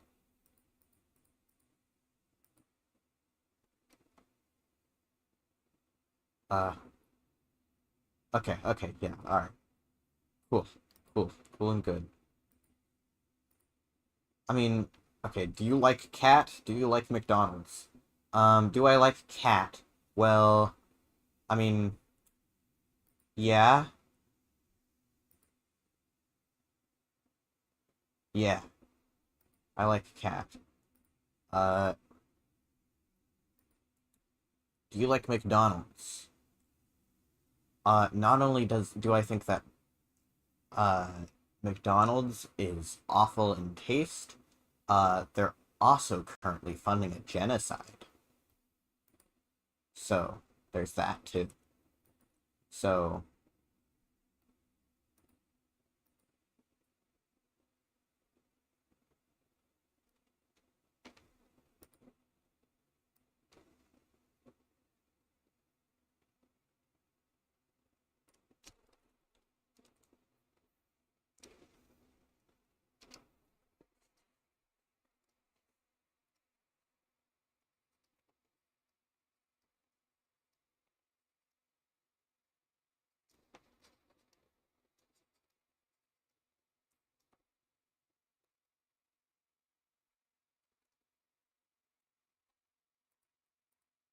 hold on. I should probably keep tabs on questions. What character do you hate most? Uh, what's my least favorite character of all time? Uh, I don't like hate any character because I don't know. It's hard to hate a character. But my least favorite character of all time is probably Cronus from Homestuck. I don't know how many people in chat have read Homestuck, but let me tell you, there is a character named Cronus who does nothing in regards to the plot, but uh, he does serve to um have like to be several offensive jokes. That's his personality. That's just it. So that's probably my least favorite character of all time. Sorry, I'm giggling because I just drew a really funny face on a character. um, but yeah, that's That's that's probably my least favorite character. What character I hate most for the question. Um, how did I come up with Alfonso, the single greatest object share character to ever grace the series? Okay. Uh, so have you ever seen Kirby Right Back at You, specifically the English dub? I really wanted to have a character whose voice was an impression of Meta Knight from that show. And I thought it would be really funny if Profile's Uncle Steven had a brother that just wasn't even like named like Blank's Uncle Blank. Uh or anything related to that format. If it was literally just like a human name. So that. There you go. Do you like waffles? Yeah, we like waffles. Okay, let's see. I like Blush Emoji because she likes guns. I have no other reasons. Just see fun stuff with food as well. Oh my goodness. Okay. The questions thing is actually making it harder for me because now I have to like constantly switch between top chat and questions. Still gonna take questions, but just say them in top chat because like that'll make it a lot easier for me to keep track of.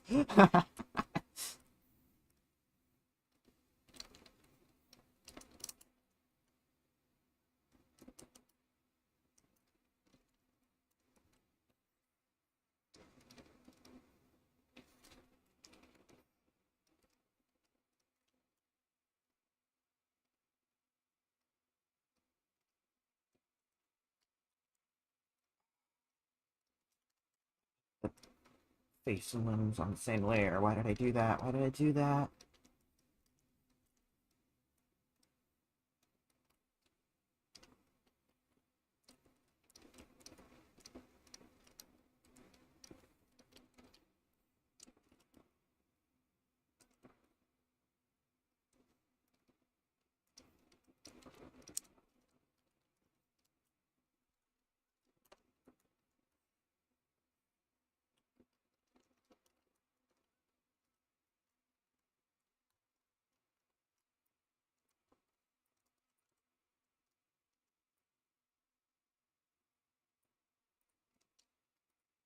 Almost done with this scene. Not much more left.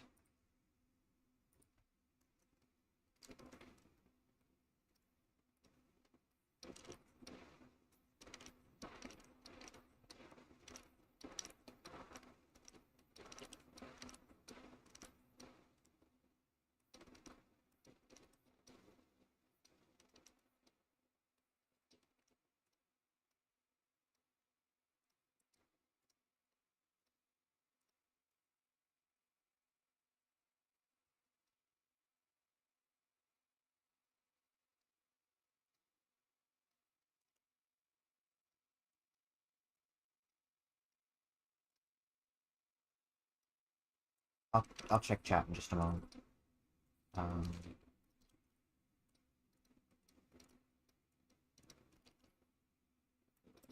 okay, let's see. Oh, bye, Amethyst Panther. Um,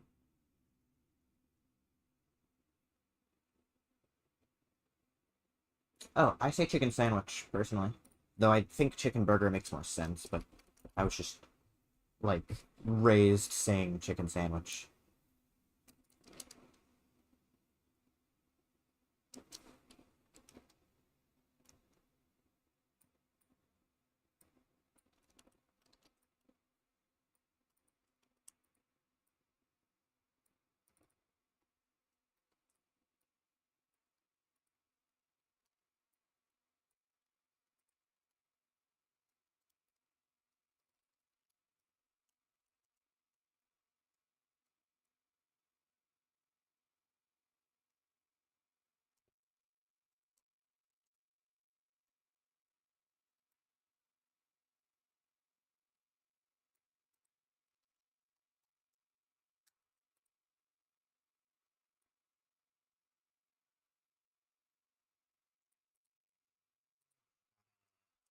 Change the pivot point so I can rotate.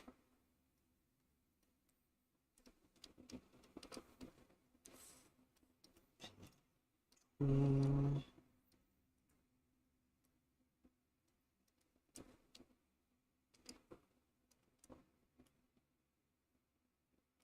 Oh, this should rotate a lot more, probably. I think this should rotate. How should this do? Should have done this in a different way to begin with. Why was I doing it this way? Doing this in such an inefficient way. I know how to do this in a better, more efficient way, and I'd already be done with what I want to do if I was just doing it smarter, but I didn't think about it, and I was just kind of doing this without thinking. Whatever.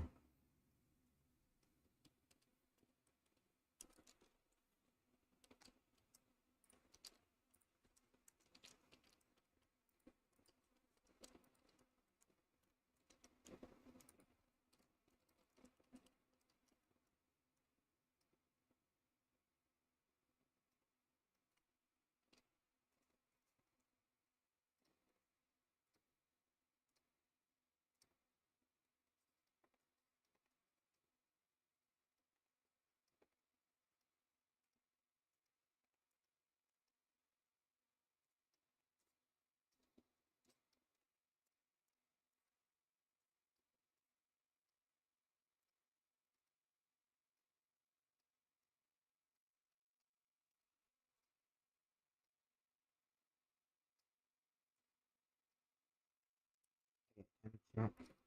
Chat. Okay.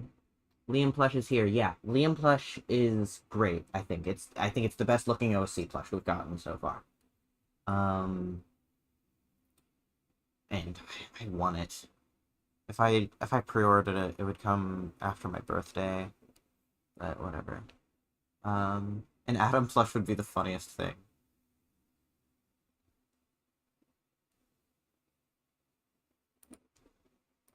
It looks like Liam. That's the great part. It literally just looks like Liam.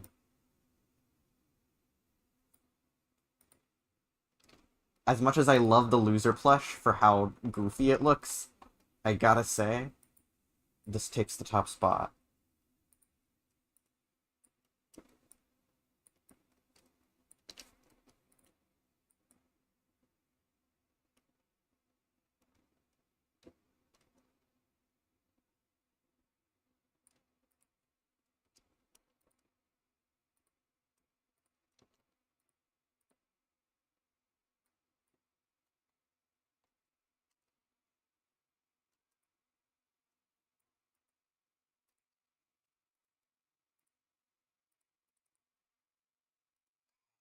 I've done this in a better way.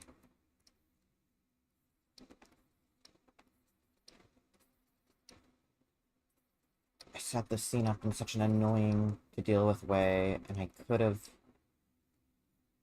not done that. I would have probably already been done with the scene now, but whatever, whatever.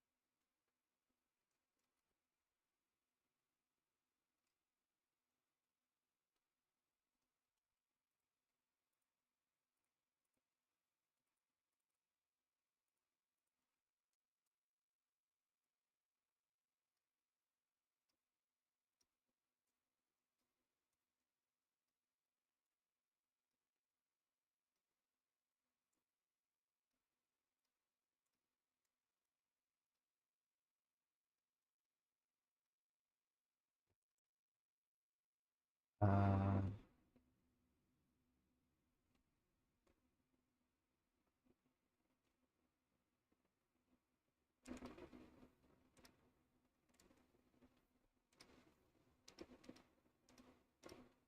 think I'm gonna use Garlic's talk loop for this, because I think it would probably look good with a smaller mouth, even though it's on a bigger character. Not because this, not like I'm putting Garlic's talk loop on a big character. It's just, it's a normal sized character who's like trying to, who's speaking with a small mouth,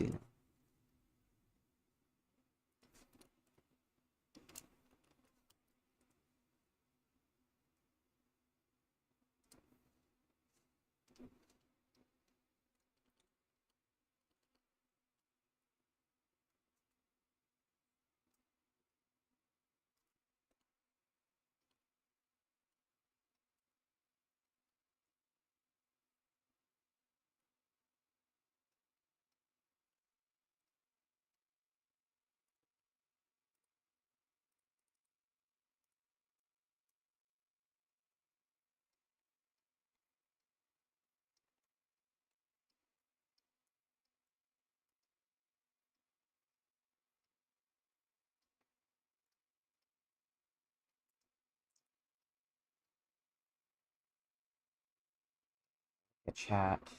Just a moment.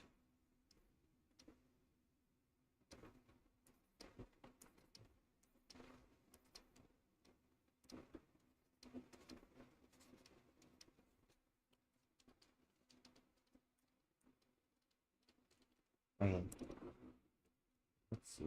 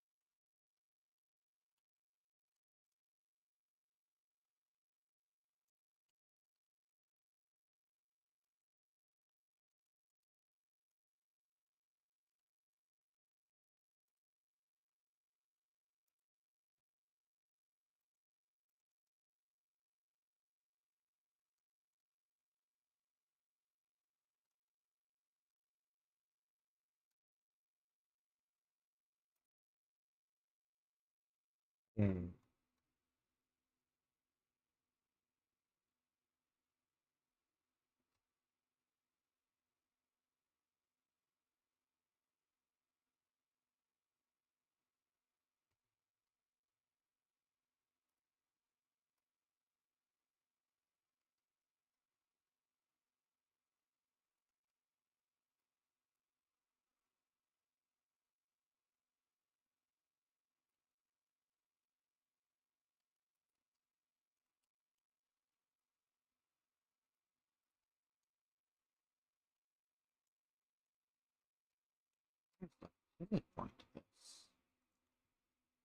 there it is.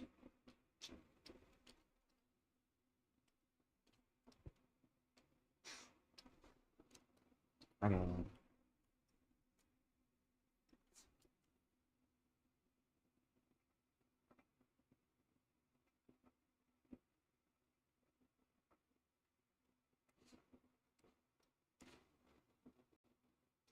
Oops, there's two halos on this thing.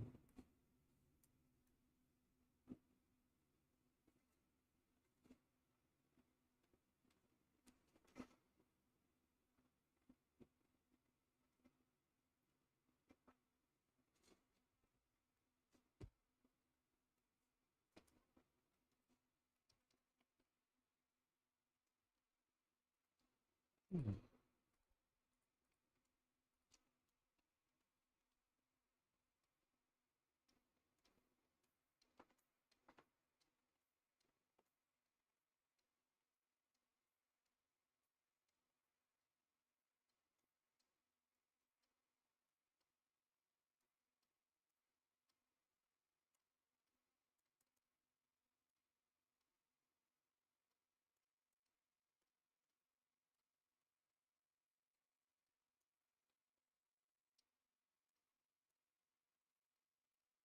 Right. The scene after this is my favorite of the whole episode, I think. Both parts.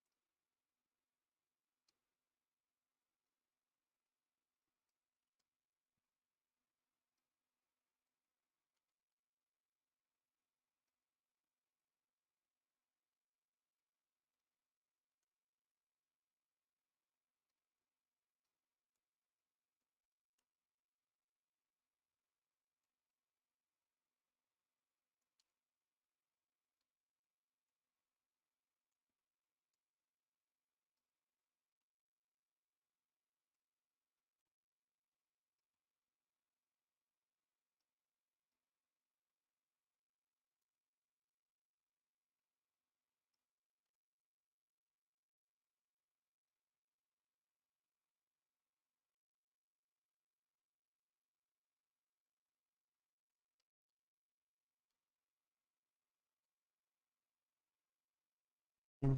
It's not the smoothest motion, but it works.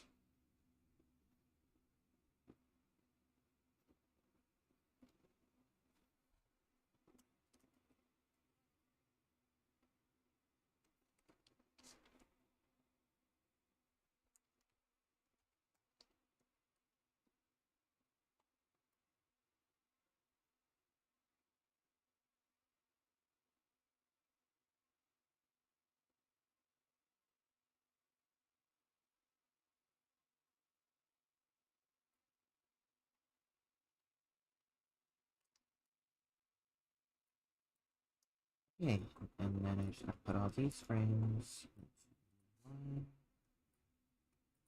Symbol.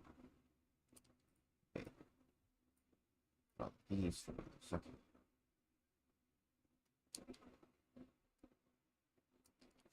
Symbol. Wait, did I miss some? Ugh, hold on. Oh wait, you guys can see all that. So, mm.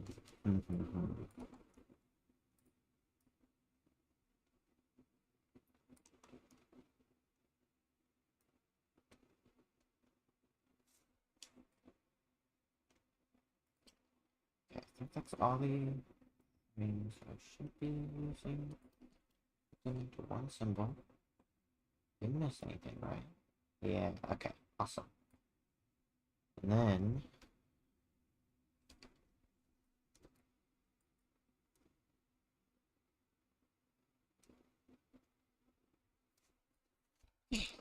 then I can just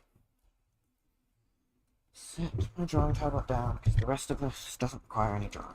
Just use my mouse.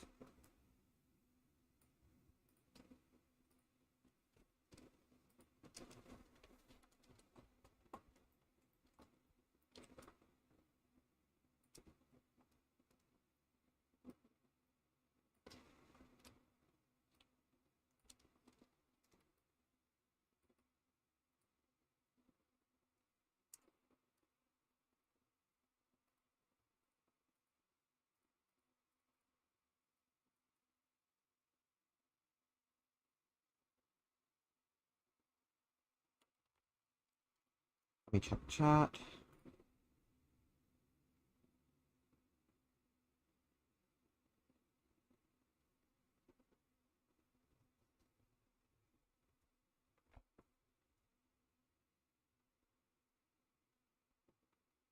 First opera show I watched was BFB.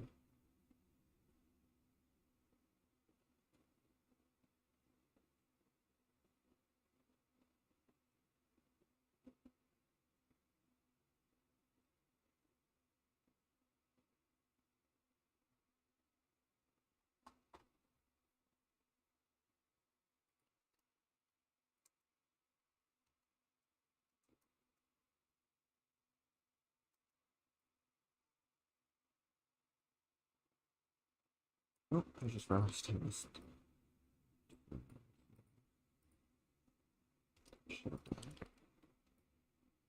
Oh, jeez.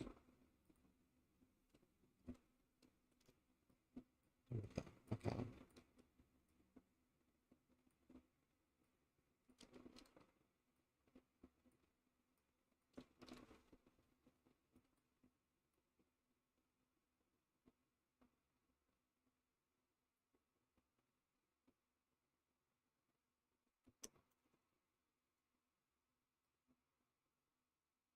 Kind of an ugly tween, but yeah, what can you do? I mean, I know what I could have done, but that would mean redoing the whole tween. I don't really care enough to do that.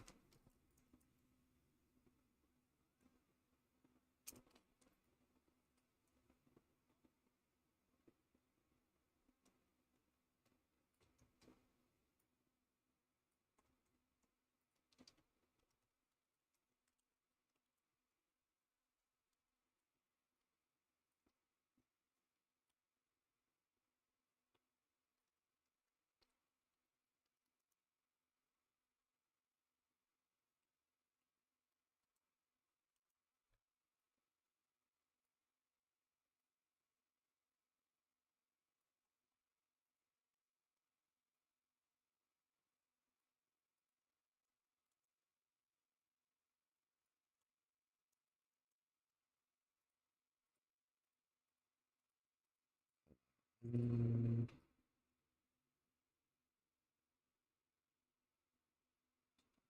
oh, that actually looks really nice.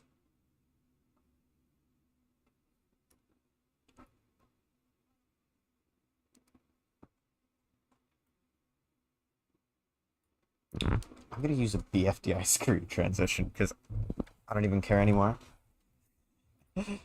Oh my goodness. Oh my goodness. I don't even know why I'm doing this like this.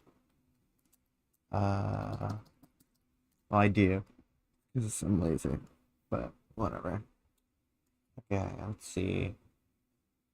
I have a BFB scene open. Time to dig through the FLAs and find the asset that I'm looking for. Where is it? I think it's in items?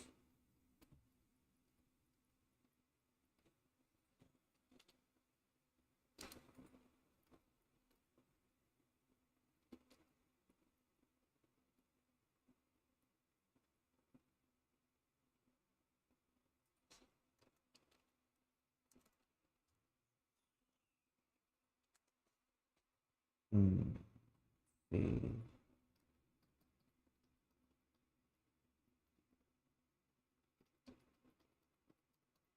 Effects. Here we go.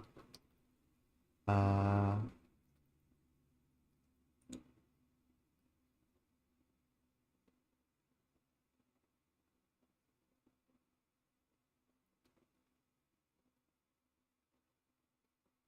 no, it doesn't seem like anything in effects is what I'm looking for. I know what I'm looking for, but I don't know what the symbol is called. Maybe it's an object. No, wait, those are literal, like, objects.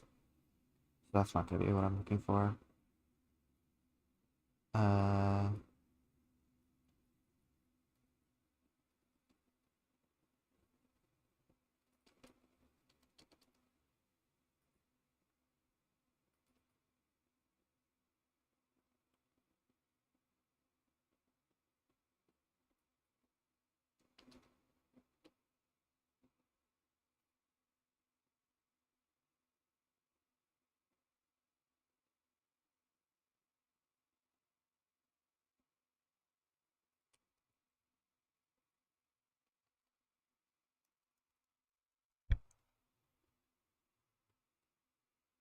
hmm.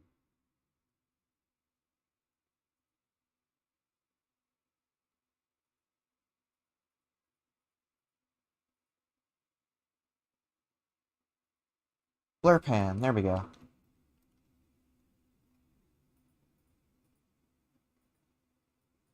Ooh, do I want to use the BFDI or BFB version? I've got choices. It's crazy, because they made, like, lighter, less saturated versions of so many things in BFB, even things that you wouldn't expect. Like, hold on.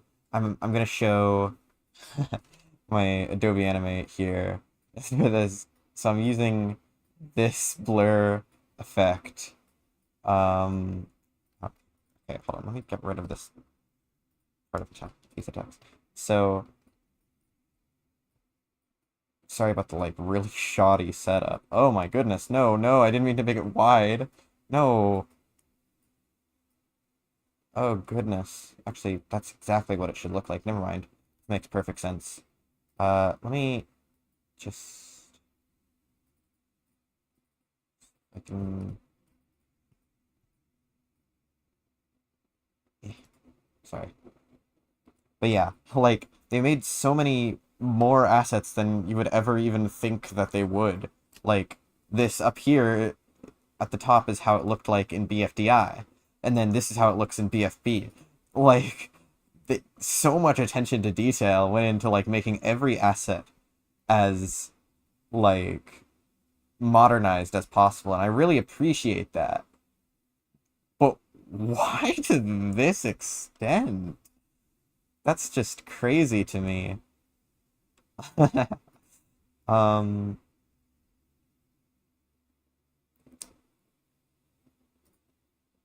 so yeah, I don't know.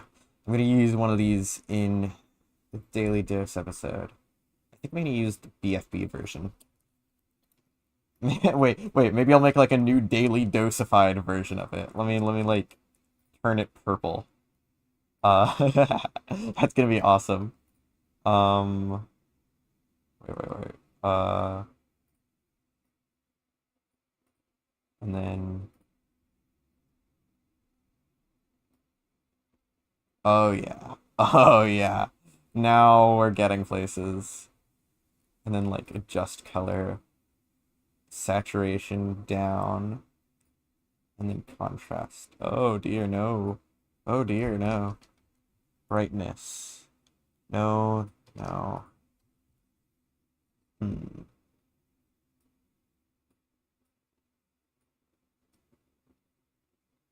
This is good enough. Awesome. Okay. Well, anyways, time to turn stream back to just being the timeline. Sorry. Let me just move that back over here. Okay.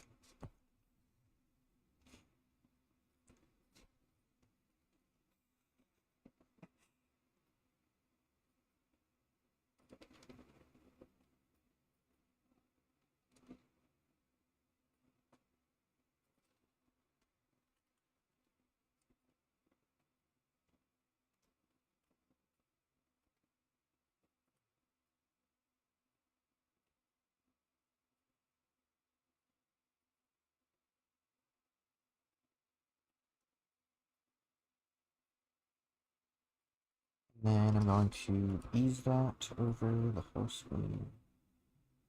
Blur it a lot.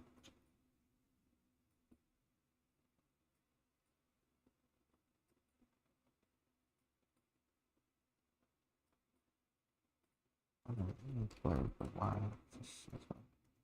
Oh wait, that's bevel. Oh my goodness, not blur.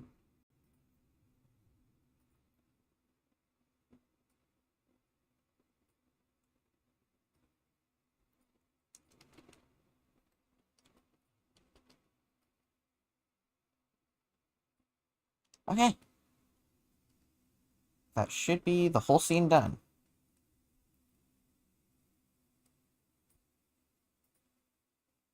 Oh my gosh, I just realized you can see the little bottom of my, uh, there we go. Shouldn't be able to see that anymore. Please.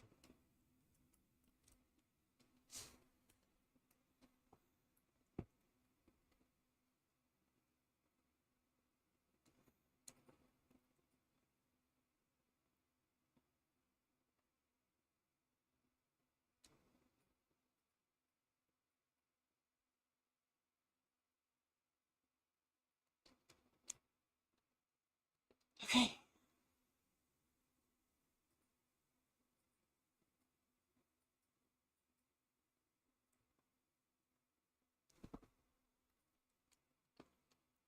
Now, that's all for...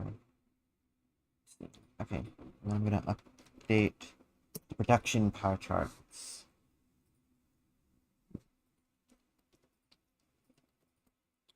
Boom. Another scene completely done. A few scenes left to do. Awesome. Great. Fantastic.